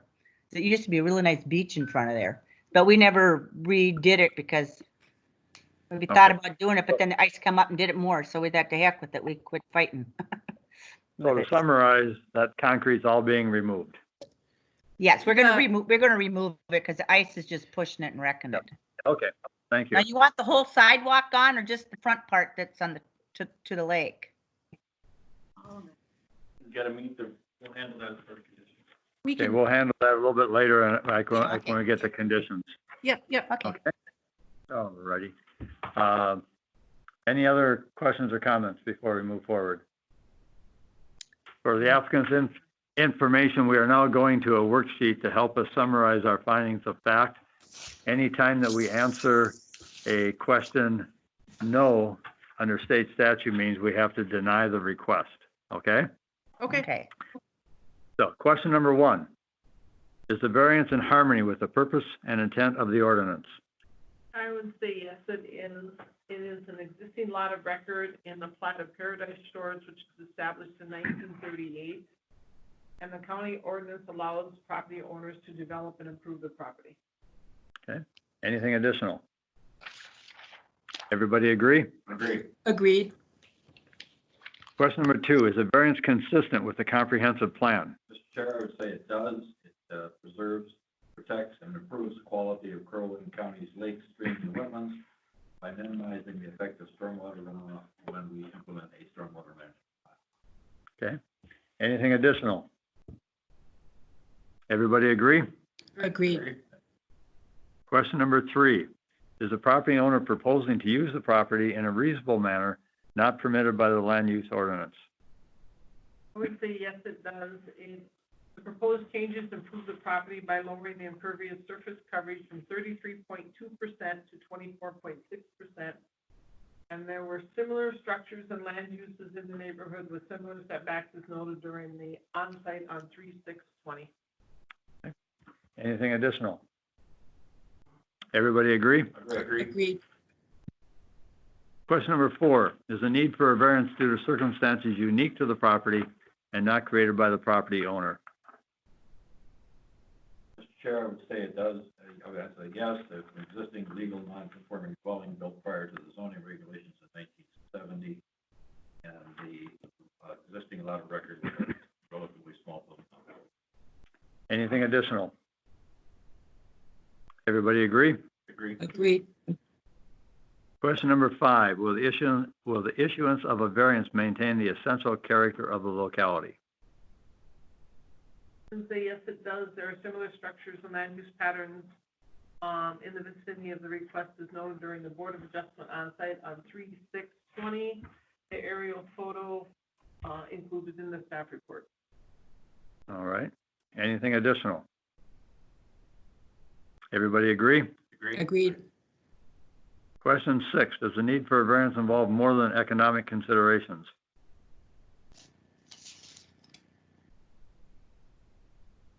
I would say it does. The implementation of a stormwater management plan to help protect the water quality of Upper South Long Lake. Anything additional? Everybody agree? Agreed. Question 7, township recommendation? No comments. No comment. Any other pertinent findings? Hearing none, action needed on this application then is to approve, table, or deny. Mr. Chair, Yes, Rock? I'd like to make a motion to approve the variance for a lake setback of 38 feet. The proposed new dwelling where 75 feet is required. With the implementation of a stormwater management plan, and that the impervious cannot exceed 25%, and it's constructed 1,200 square foot two-story dwelling and a 528 square foot detached garage per certificate of survey. Okay, is there a second? I'll second that. It's been moved by Rock and seconded by Rick. Is there any other discussion?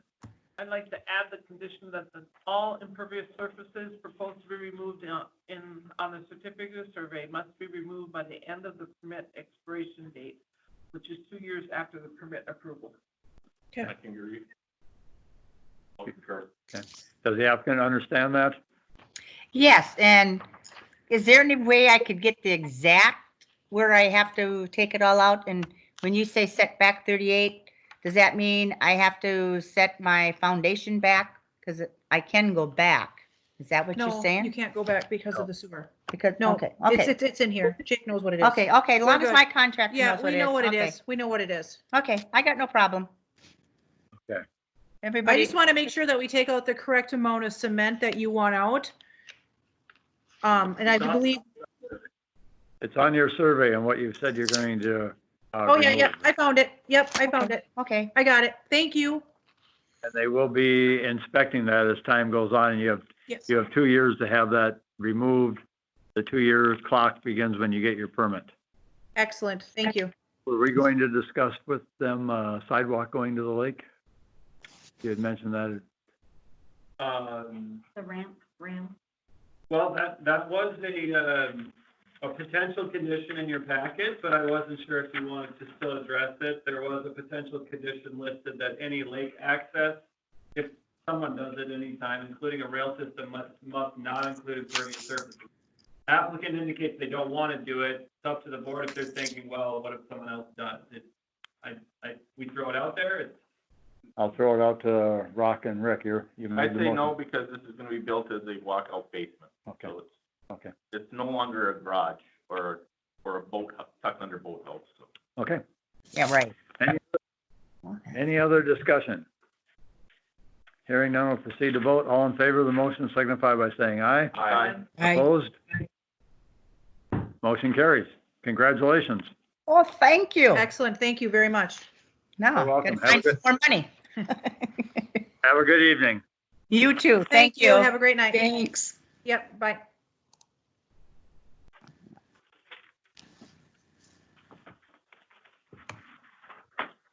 The next applicant is in the lobby, shall I? Yes, that's a nice way to do it, to ask, because last time I had it down. That was an error. No, hey, I made a lot of mistakes. How many? 375. 375. Okay. Still under All right. We're admitting, Mr. Brady Busler, authorized agent for Linda Hansen, to the meeting. Brady Bus. Good evening. Can you please state He your is name and now address for the joining. record? Hello? Oh, I just had a message that said this meeting was being recorded. Sorry, I didn't hear what you said. Yes, I was just going to tell you that I wanted to welcome you and to let you know that the meeting is being recorded. You are not special. We record everybody. Okay. Can you please state your name and address for the record? Yeah, my name is Brady Busler, and my address is 16115 Aaron's Hill Road, Brainerd, Minnesota. Okay, thank you. And I am here on behalf of Steve and Don Residlo. All righty, thank you. Jake, would you read the request into the record for us? Certainly, Mr. Chair and members of the board. The next applicant is Linda Sue Hansen, authorized agents Stephen Residlo and Brady Busler. Address is 2486 Aaron's Hill Circle North, Brainerd, Minnesota 56401. The request is 2 variances, a road right-of-way setback of 15 feet to a proposed new attached garage where 35 feet is required, a road right-of-way setback of 19 feet to a proposed new dwelling where 35 feet is required. This is all to construct a 2,356 square foot dwelling, screen porch, attached garage, per the certificate of survey received on March 12th, 2020. Okay, so we will we will go to the survey now. As you can see, there is Aaron's Hill Road, actually circle, and with a cul-de-sac at the end of this road. There is, what County Road is at 20? The County Road 20? Yes. I assume it is there. So, County Road 20, and on the other side of that, way down here is Gilbert Lake on the left-hand side. This is still a bluff, however, as it is facing towards the body of the public water. So we do have a bluff delineated on the property, and it the zone of that bluff is essentially this area I'm highlighting with my pointer. The proposal is to put in a driveway, attach the garage, screen porch, dwelling, septic tank, septic drain field. Building envelope is shown here. The garage is not meeting the road right-of-way setback, and neither is one side of the house. However, the entirety of everything else is meeting the bluff impact zone setback of 30 feet. The squiggly area is just showing the approximate clearing area. It is an entirely wooded lot, so it's just sort of showing that's what they're going to have to clear to get this in there. So that's generally speaking what's going on out there. The other information about this one is unorganized, so we don't have comments. There's no township. We had a comment from the highway department. They have no concerns on the road right-of-way setback, specifically because it's on the end of a cul-de-sac, that they didn't feel that was going to be an issue. No comments from the DNR or the Lake Association. We did receive one comment. It's included in your packet. We also included an additional comment. This one's hot off the press. I don't even think you folks have it, but I will read this into the record. Mr. Chair, it just came in. We literally printed this off. That's okay? Sure. This is from a Joe Staton. Okay, we do have that. Oh, you do? Excellent. It's a second comment. Oh, it's another one. Okay. Oh, okay. This one says, I am strongly opposed to the proposed two-story building on the site. When a building is moved 10 to 15 feet closer to the road, it will have a negative visual effect. This will be a difficult lot to build on considering the uneven terrain and just would not support a large two-story home. I would support the variance, but only for a single-story building. Thank you, Joe Staton, 16399 Aaron's Hill Circle, and then provides phone numbers. I can send that around the room. That is the one we have. Okay, oh, it is? Okay, you guys have it. Excellent. I apologize for that then. That's okay. The impervious is the only other thing I haven't covered. It's at 0, it's a vacant lot. It will be at 7.4% with the proposal, and that is all I have. Okay, thank you, Jake. Does the applicant have any new information that has not been previously submitted that they'd like to discuss at this time? No, there is nothing else. Okay, thank you. Public testimony, does anybody have a question on the letter or letters? Does the applicant have any response to the public testimony? I would say that, we feel like we are placing the garage and the dwelling in the best place that we can on that site. We know that it is a difficult site, but it's also a very desirable site. And so we've placed it in what we feel is the best place that we can, making sure that we're staying out of the bluff impact zone, and then also staying north from the low points on that piece of property where the drainage will be to avoid any water issues. And what we're showing here is kind of a maximum footprint. I would guess that the actual built construction will be a little bit smaller than what's shown here. And they are considering, it being a walkout instead of it being 2 stories up from grade. Okay, thank you. We did an on-site on this. Who would like to? We did. Rick Scogan was there. Let's see. Sue Massey and staff. Mr. Bustler, were you there that day we did this on-site? Yes, I was there. Just so I'm familiar with who I'm talking to here. Some of this on-site information sounds like old news to everyone. I just wanted to say that because I'm reading from our old news on-site notes. Right-of-way setback encroachment is preferred to a bluff impact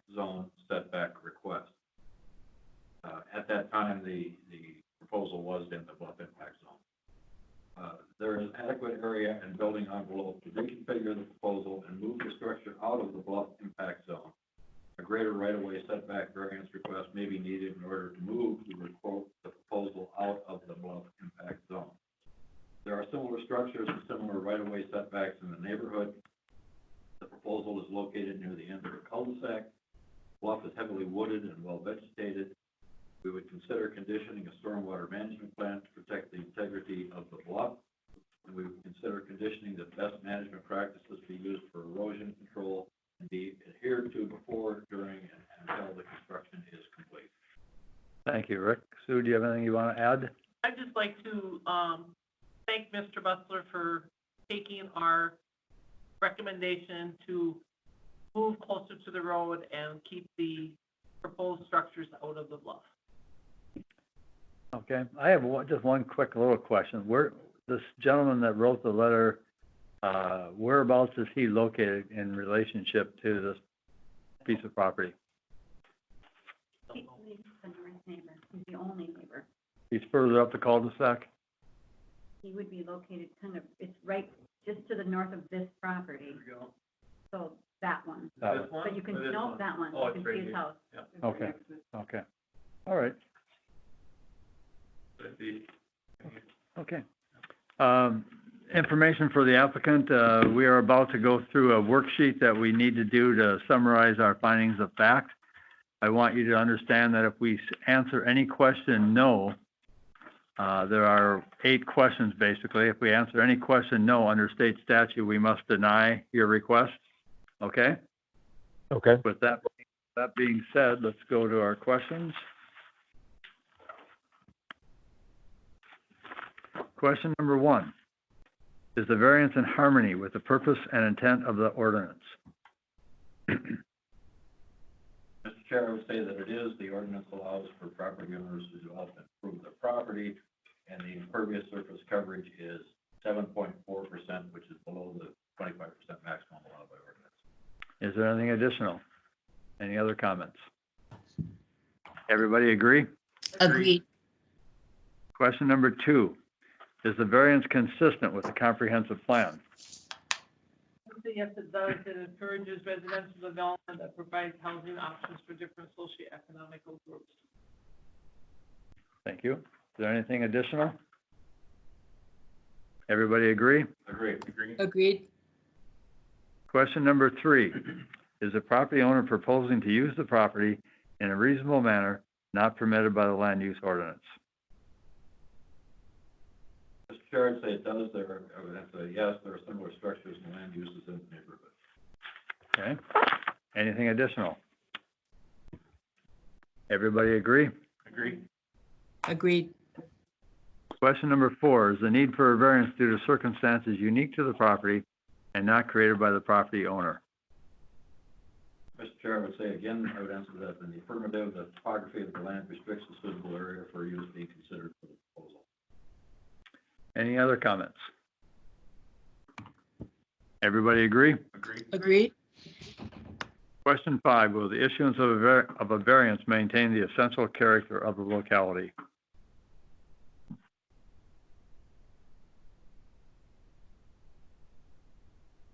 I would say, yes, it does. There were similar structures and land use patterns in the vicinity of the request as noted during the 3/6/20 on-site and the aerial photo included in the staff report. Thank you. Any additional comments? Everybody agree? Agreed. Question 6, does the need for a variance involve more than economic considerations? Mr. Chair, I would say yes. One of the conditions that we had considered on this property was the condition of a stormwater management plan, and the implementation of such plan would preserve the quality of Portland County lakes. Okay. Anything else? Any other comments? Everybody agree? Agreed. Question 7, what was township recommendation? No? Unorganized. Unorganized, that's right, so no comment. Any other pertinent findings? Hearing none, action needed on this application then is to approve, table, or deny. Mr. Chair, Yes, Brock. I'll make a motion to approve the variance for a right-of-way setback of 15 feet to the proposed detached garage where 35 feet is required, and a right-of-way setback of 19 feet to the proposed new dwelling where 35 feet is required. Construct a 2,356 square foot dwelling, screen porch, attached garage, per certificate of survey, with the condition that the implementation with Stormwater Management plan. Is there a second? I'll second that, Mr. Chair. Okay. I'd Wait. also like to add the condition, best management practices for erosion control must be implemented during and after construction until site is adequately stabilized. Is that agreeable with I agree. Agreed. Rebecca? Okay. Yes. Yes, Mr. Chair. Thank you. Any other discussion? Hearing none, we'll proceed to vote. All in favor signify by saying aye. Aye. Aye. Opposed? Motion carries. Congratulations. Thank you. You are welcome. You have a good evening. All right, you too. Thanks so much. Thanks.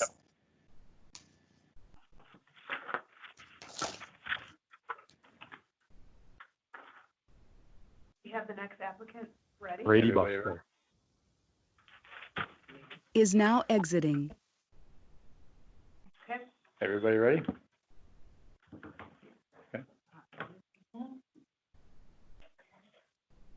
Okay, I'm admitting Rhonda Rickard and Brett.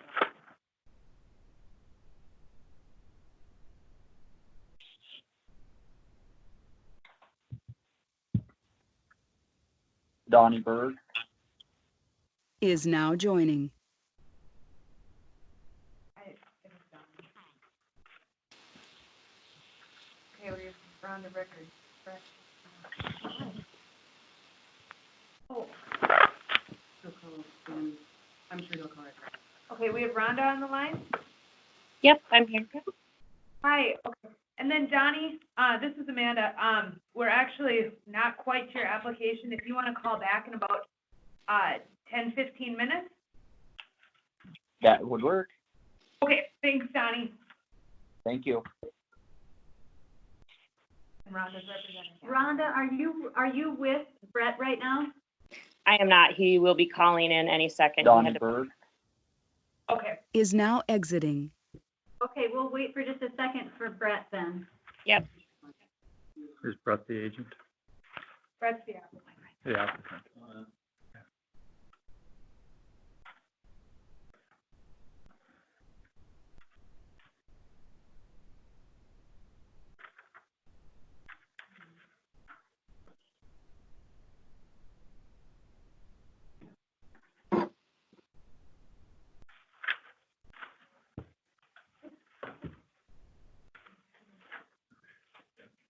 Okay, there it is, 6455. Okay, I'm admitting Brett Dahl into the meeting right now. Okay, thank you. Thank you. Okay, are both of you there now? Brett Dolan. Brett Dolan. Is now joining. Hi, Okay. Brett. Welcome. Just so you know, just a matter of housekeeping, we do record every application, so I want you to be aware that you are being recorded. And with that, can you please state your name and address for the record? Brett Dolan, 35059 Alder Lane, Pequot Lakes, Minnesota, 56472. Rhonda? Right? Excuse me, Rhonda Rickard, 35059 Alder Lane, Pequot Lakes, Minnesota, 56472. Okay, thank you so much. Jake, would you read the request into the record for us? Certainly, Mr. Chair and members of the board. Next applicant is Brett Dolan, 35059 Alder Lane, Pequot Lakes, Minnesota, 56472. The request is a variance for an ordinary high water mark setback of 59 feet to a proposed new two-story dwelling where 75 is required. This is to construct a 1,156 square foot two-story dwelling and a 400 square foot lower level patio. Per the certificate of survey received on March 5th, 2020. All right. So let's take a look at our survey. We're gonna zoom in here a bit. There's an existing dwelling right here.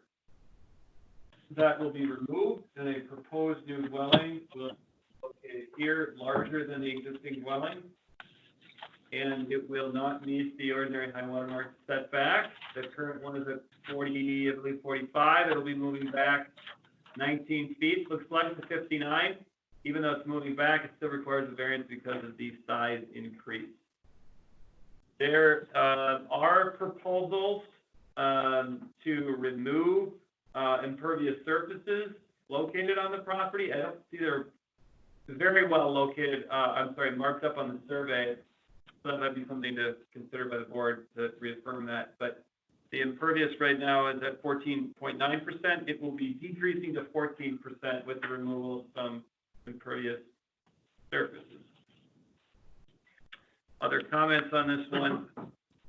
No comment from Ideal Township, none from the DNR or the Lake Association or the Soil and Water Conservation District. We did receive a public comment included in your packet. It was supportive in nature. I think that's it. Okay. Yep. I have a question. Is building 1 and building 3 remaining where they are? Yes. Okay, thank you. So building 1 is the boathouse and building 3 is the garage. Right. Okay. Does the applicant have any new information that has not been previously submitted that you'd like to talk about at this point? I don't think so. Okay, thank you. There was only one letter, right? If I remember right? Yeah, it should have been in the Any comments from the public comment? No. No? Does the applicant have any comments from the single letter that was received? I do not. Okay. That being done, we will have an onsite on this. Who would like to give the? Mr. Chair, I will do this. This is Szymanski. We did an onsite on 3/6/2020, myself, Rick Scogan, and staff.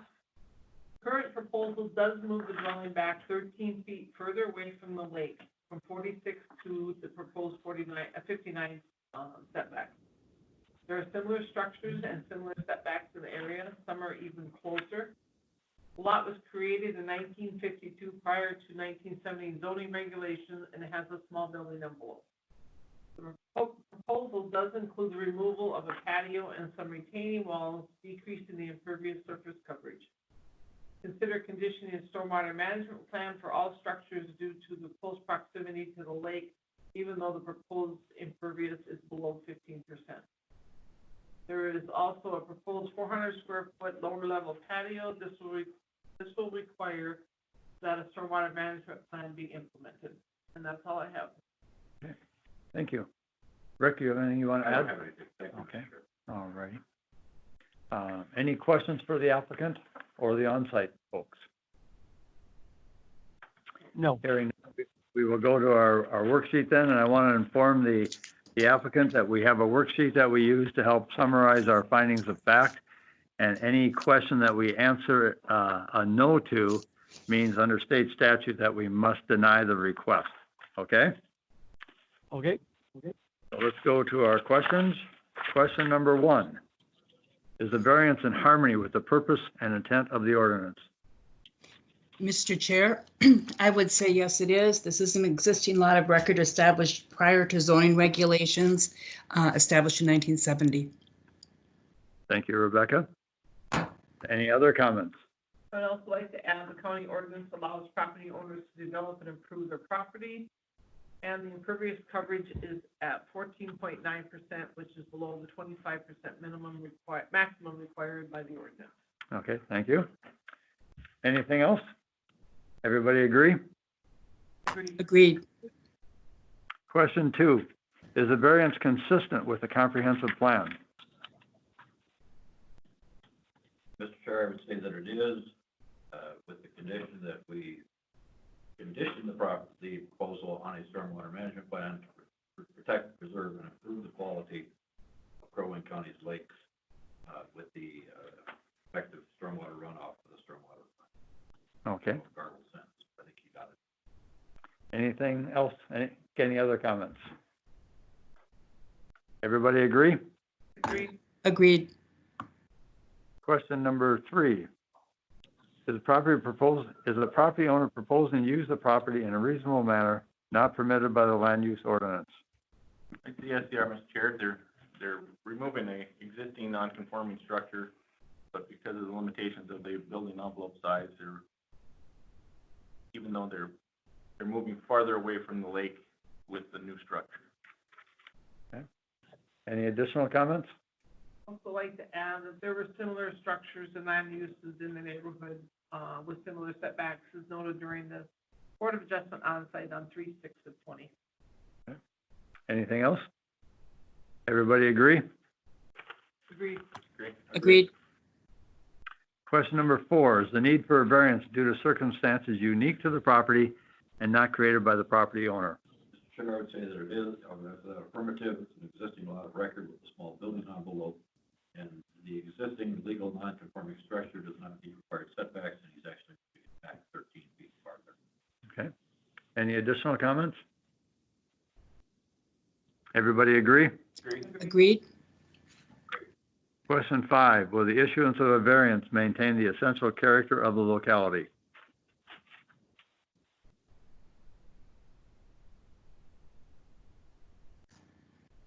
Yes, it does.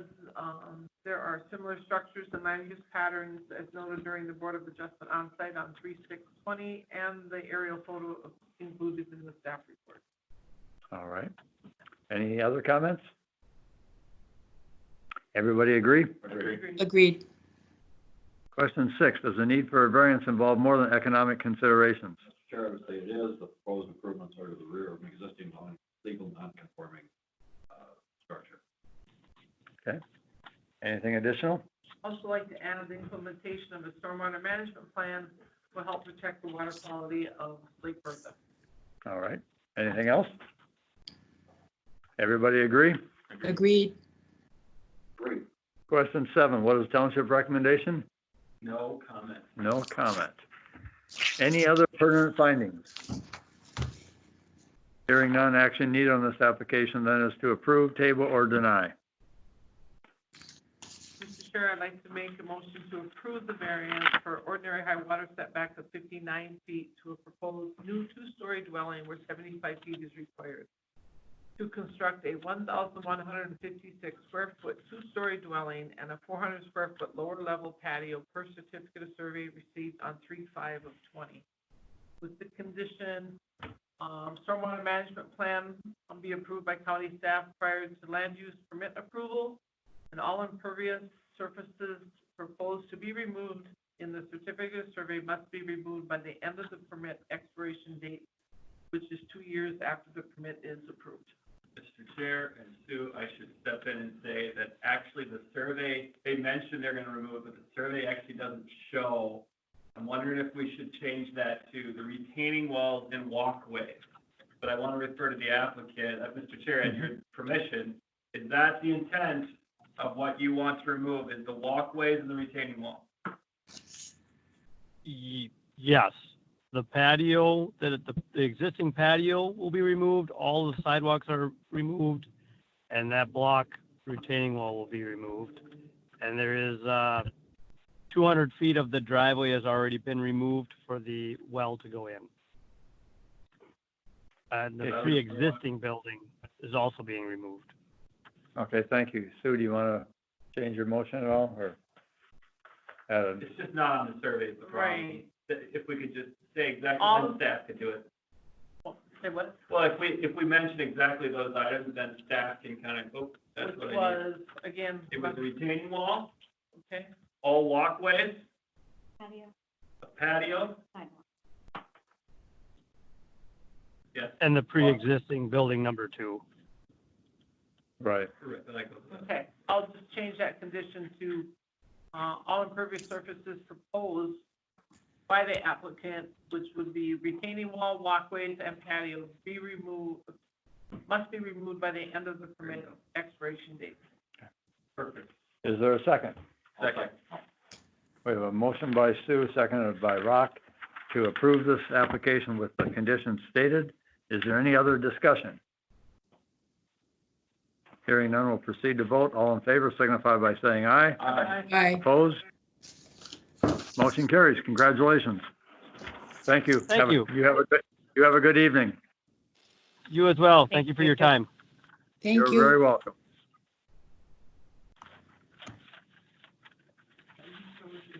Mr. Chair, we have our next applicant in the lobby when you're ready. Is this one still on? No. Yeah. Brett Dolan. Is now exiting. He is on. Poor Becky, she says yes, but it's almost at the no point. I know. Yeah, that's what I thought. It's like, what, is she opposed? Before you bring them in, Rebecca, Yes. is there still a lot of noise? No, I think Kiki kind of helped figure that out. It's resolved itself. Thank 'Cause you I'm though for wondering- asking. I wonder if we got rid of those two mics, if everybody could still hear. But if it's not a problem, we won't worry about it. No, we're good. Thank you though for asking. Well, I care about you, Rebecca. Mr. Chair? I care about you too. Okay. Okay, Amanda, we're, Okay, so this is Donnie Berg from M80 LLC. I'm admitting to the meeting. Mr. Berg, are you there? It'll take us a second. There. Donnie Berg. Is now joining. Hi, Donnie. Good evening. Mr. Berg, Yes. good evening. Good evening. Just for your information, we do record all the applicants. Okay. First off, I wanted to tell you that, and then second, I'd like to ask you to please state your name and address for our record. It would be Donnie Berg. Address is 11044 Gold River Road, East Salt Lake, Minnesota, 56401. Thank you so much. Jake, would you read the request into the record for us? Certainly, Mr. Chair, members of the board, the next applicant is for Donnie Berg, address 6163 Pine Beach Road, Brainerd, Minnesota, 56401. Request is for a land use map amendment from Commercial District 1 zoning to commercial/light industrial district involving approximately 6.54 total acres. And again, this is a recommendation to the county board that's being requested. They make the final decision. All right, we'll move to some photos here. The broader area that we have up on the screen, City of Baxter is to the east here. The zoning there is commercial industrial. The current land use in this area, however, is principally houses, but it is zoned commercial industrial to the east. Oh, sorry, what was that? Gary's Painting and wood.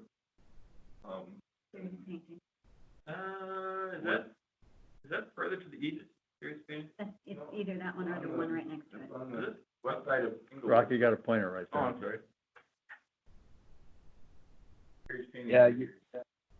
Is it okay if I talk? Sure. Absolutely. You have Gary's Painting, and you have there's a construction company in between Gary's Painting and my place also that's in there. So the first section through there is all commercial. I stand as corrected then. It's mostly all commercial, not residential at all. Just a slight change. The other one across the road, Jake. That is a U-turn. Jeez. All Okay. right, we'll continue on here. All right, so the rural residential 2.5 is in yellow surrounding this property. The rest of the purple here is commercial 1, commercial 2 in the pink, and shoreline district in the blue to the south, west, and northwest. All right. The comments. This is in first assessment, so there is no comments, obviously, unorganized.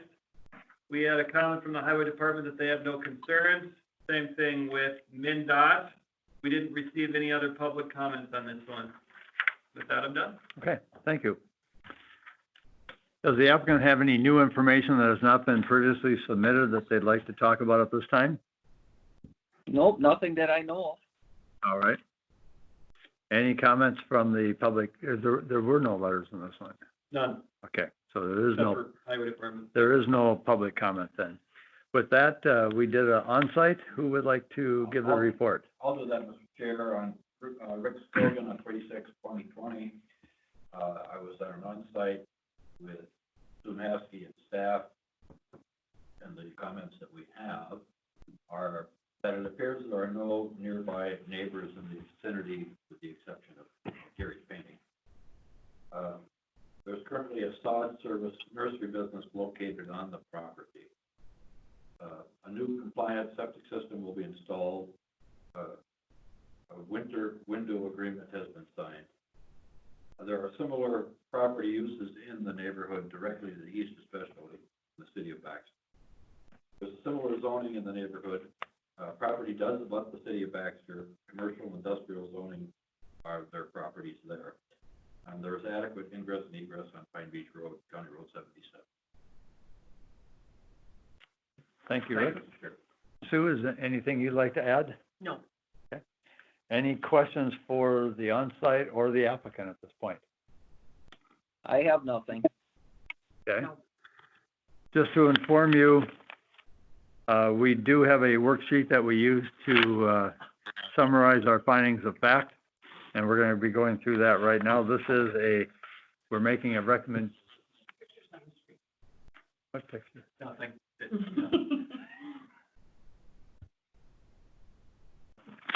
This application, being a land use change, we make a recommendation to the county board. And with that, let's go to our worksheet. Question number 1, is a reclassification in accordance with the county's comprehensive plan? Mr. Chair, yes, it is. County Comprehensive Plan encouraged the location of additional commercial development to exist in cities and discrete nodes along growth corridors on trunk highways, as stated on page 29. Also on page 31 of County Comprehensive Plan, it states, encourage a diverse business mix that provides livable wage employment opportunities for all social economic factions of the labor force and enhance tourism and the quality of life for residents. Thank you, Sue. Anything additional? Everybody agree? Agree. Agreed. Question? Okay. I'm sorry, Mr. Chair. That's okay. I understand it's not easy when you're not sitting here. Question number 2, is a reclassification warranted due to changed land use circumstances or a need for additional property in the proposed land use district? Mr. Chair, I do believe it's for warranted due to a change in land use circumstances. There's a proposed business that wants to go on this property that requires the light industrial zoning. Okay. Anything additional? Everybody agree? Agree. Agreed. Question number 3, is subject property suitable for development in general conformance with land use standards under the proposed land use district classification? Mr. Chair, I would say that it is the property that abuts no near residential neighbors, and the property directly to the east, a large swath of property to the east is within the city of Baxter zone, light industrial. Okay. Thank you. Does anybody have anything to add? I'd also like to add there's adequate ingress and egress onto County Road 77 and adequate area for parking. Okay. Anything else? Everybody agree? Agree. Agreed. Question 4, will the reclassification be detrimental to use or property in the immediate vicinity of the subject property? Mr. Chair, I would say that it will not be detrimental because the property abutting and next to this parcel is similarly zoned. Okay. Anything additional?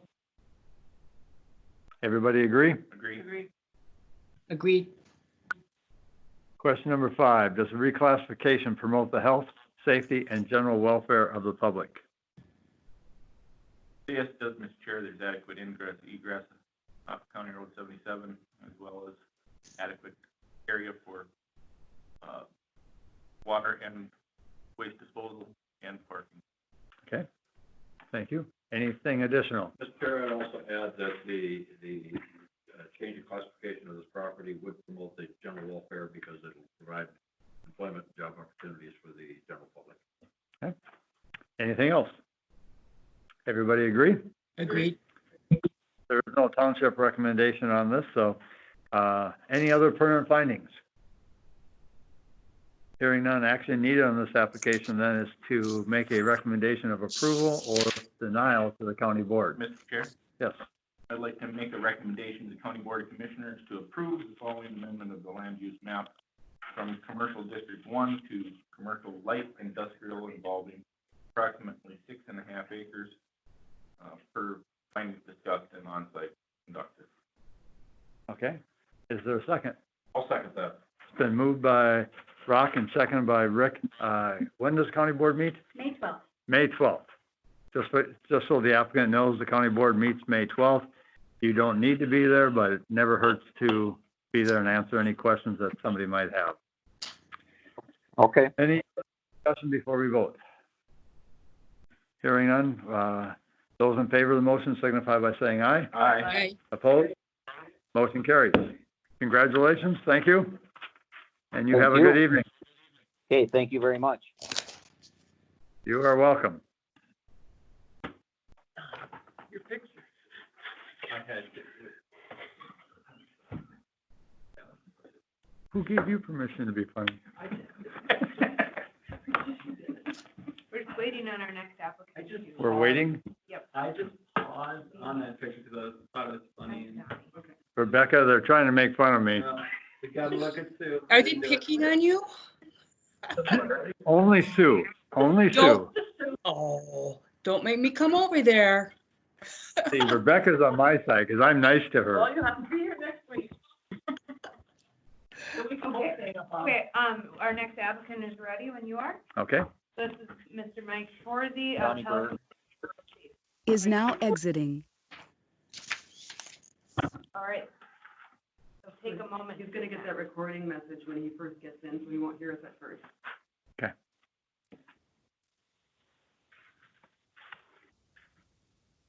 Michael Schwarzy. Is now Yeah. joining. Hi, Mike. Good evening. Good evening. How are you? Very good. Good. You probably just heard we are recording all of our applicants. Yes, So sir. you just like you to make sure you know that. And then the first thing I'd like you to do is to please state your name and address for the record. Michael Schwarzy, 5906 Pine Beach Road. Thank you so much. Jake, would you read the request into the record for us? Certainly, Mr. Chair, members of the board, last applicant this evening is for Pelican Place LLC, authorized agent Mike Swarzy. Address is 6052 Pine Beach Road, Brainerd, Minnesota 56401. The request is for a land use map amendment from rural residential 2.5 commercial district 1, involving approximately 6.29 total acres. With the, again, recommendation of the county board. Current zoning in this area is, now this is a little bit. Rural residential 2.5. Notice from the last application, which was located right here, it's just to the northwest. Same road, Pine Beach Road. The request is to zone it commercial 1, which is also this purple color in this area. Again, city back to the southeast, zone commercial industrial. A shoreline district to the north and southwest, further away, surrounded by rural residential 2.5. Actually, we'll go down here so you can get a good look at what it looks like right now. the, comments, it's an unorganized first assessment, so obviously we wouldn't receive any there. Highway Department has no concerns, neither does MnDOT, no other public comments received. Okay, thank you so much. Does the applicant have any new information that has not been previously submitted? No, sir. Okay. And there were no letters, so there's no public comment. We did an on-site. Who would like to give that? I will, Mr. Chair. This is Sue Maskey. We did an on-site on 3/6/2020 with myself, Rick Scogan, and staff. There are similar property uses in the neighborhood. There is similar zoning in the neighborhood. This property abuts one on which a power station is located owned by Crowing Co-op Power and Light, which lies between Mike's Tree Company property and the parcel in question. And there is adequate ingress and egress via Pine Beach Road. That is all. Rick, did you have anything you want to add? Nothing to add. Okay. Does anybody have any questions for the applicant? Hearing none, we're going to go to our worksheet, and I just want the applicant to understand that we are here tonight making a recommendation either for or against to the county board. We have a worksheet that we go through to kind of summarize our findings of fact. A yes or no answer doesn't mean it's going to be approved or denied. We're just stating our facts, okay? Okay. Question number one, is a reclassification in accordance with the county's comprehensive plan? Mr. Chair, yes, it is. County Comprehensive Plan on page 29 states encourage the location of additional commercial development to existing cities and discrete nodes along growth corridors and on trunk highways. Also, page 31 of the Comprehensive Plan states encourage a diverse business mix that provides livable wage employment opportunities for all socioeconomic factions of the labor force and enhances tourism and the quality of life for residents. Thank you, Sue. Anything additional? Everybody agree? Agreed. Question number two, is a reclassification warranted due to, is there a question? No. Question two, is a reclassification warranted due to changed land use circumstances or a need for additional property in the proposed land use district? Mr. Chair, I would say that it is, the request is due to the need for additional property for the expansion of an existing business. Okay, thank you. Anything additional? Everybody agree? Agreed. Question three, is the subject property suitable for development in general conformance with land use standards under the proposed land use district classification? Mr. Chair, I would say that it is. The proposed use of this property fully meets the requirements under the land use classification in which he's asking. Okay, thank you. Anything additional? Everybody agree? Agree. Question four, will the reclassification be detrimental to uses or property in the immediate vicinity of the subject property? Mr. Chair, I would say no, it won't. There's similar zoning and similar land uses in the areas noted during the 3/6/20 onsite. Okay. Thank you. Anything else? Everybody agree? Agreed. Question five, does the reclassification promote the health, safety, and general welfare of the public? Mr. Chair, I say that it does. The proposed use of this property will allow for the general welfare of the public and the fact that we would possibly create additional employment opportunities for that. Okay. Anything additional? I'd like to add that there is adequate ingress and egress onto County Road 77. Okay. Everybody agree? Agreed. Question six, township recommendation. This is unorganized, so there's no comment there. Question seven, any other pertinent findings? Hearing none, again, this is a recommendation to the county board, so action needed on this then is to make a recommendation or for or against. Mr. Chair, Yes, Rock. I'll make a recommendation to the County Board of Commissioners to approve the following amendment of the official plan use map from rural residential 2.5 to commercial district 1 involving approximately 6.29 acres. For the findings discussed in the on-site conduct. Is there a second? I'd second that, Mr. Chair. It's been moved by Rock and seconded by Rebecca to recommend approval to the county board. Before we vote, I just want to inform the applicant that the county board meets on May 12th here at the, are they meeting electronically? No, they Okay. will meet county County courthouse?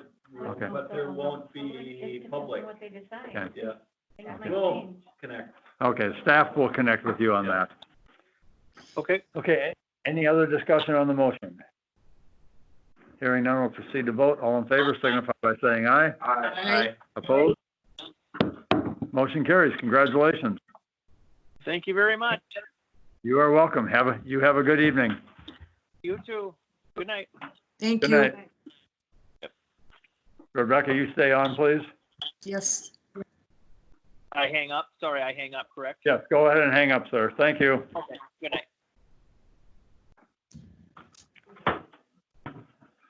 Is everybody off? Everybody's asked for still recording. Michael Schwarzy. Is now exiting. Why don't you quit recording? Quit recording. After, should we adjourn first? I've got one item, Okay. but whatever you want. You want to do it before we adjourn or after? Probably before. I Okay. think it's, this is just an update. I did go to the county board, the committee of the whole, to present, our proposed ordinance changes, as we discussed. Took us 4 hours, so obviously I couldn't go through. It took us, this group, 4 hours to go through it, right? So I couldn't do that. Should be able to do that in 20 minutes now. Well, yeah, I went through. You could just put it on We're supposed to fast do all forward. the heavy lifting, and they're supposed to. Yeah, what I did is vote for everything we've taken. it was just to get their initial, what do you think? And I just went through the big 13, the 13 of the 60 that I thought, is gonna generate the most, maybe feedback.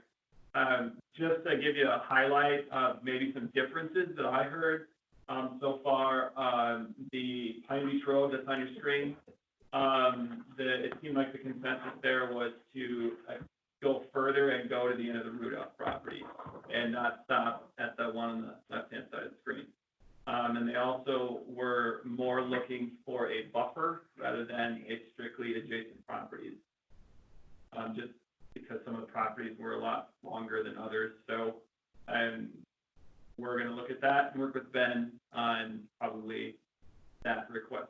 The travel trailer issue, there wasn't a consensus on that at the board. Some would like to have seen travel trailers, be handled as, hey, we should allow that, not count against the density. So there wasn't, consensus on that. I'm trying to think if there was one more that it was a stark difference on.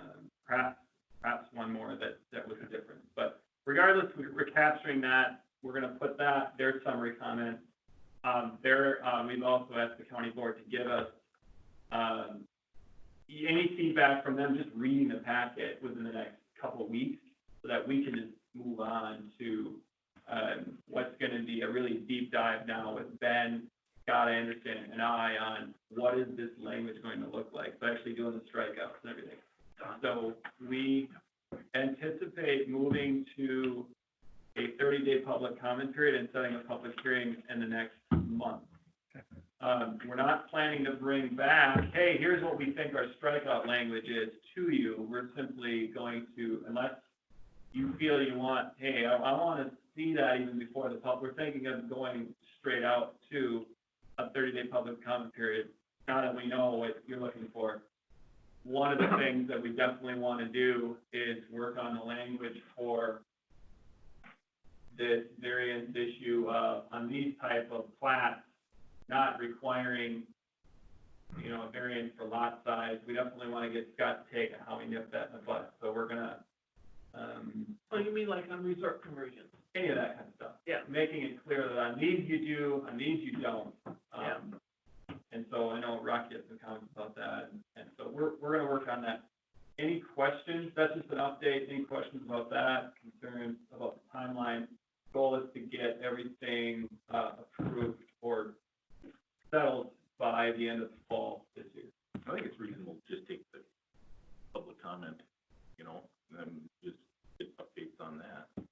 Yeah, wasn't planning on doing another work group session. So that's, Mr. Chair, that's really Okay, thank you. all I had for probably the reporting. Is there a motion to adjourn? I wanted to say on matters on the agenda, you know, the first time doing this with everything that's going on, I want to commend staff. I thought it went very smoothly. I mean, a little bit of lag time in between applicants, but that can be expected when you're dialing in. But for the first time in doing this, I just want to commend you guys. I think you did an excellent job getting this set up, and I really appreciate it. Thank you. I agree. Thank you, guys. That's funny, I have it right down on my list. Thanks, staff, exclamation, exclamation. Yes, you did. So, is there a motion to adjourn? So moved. We are adjourned. Okay. I also want to thank staff, being Irish as I am, for all the green space maps that I get to look at. Kiki. Hi, Becky.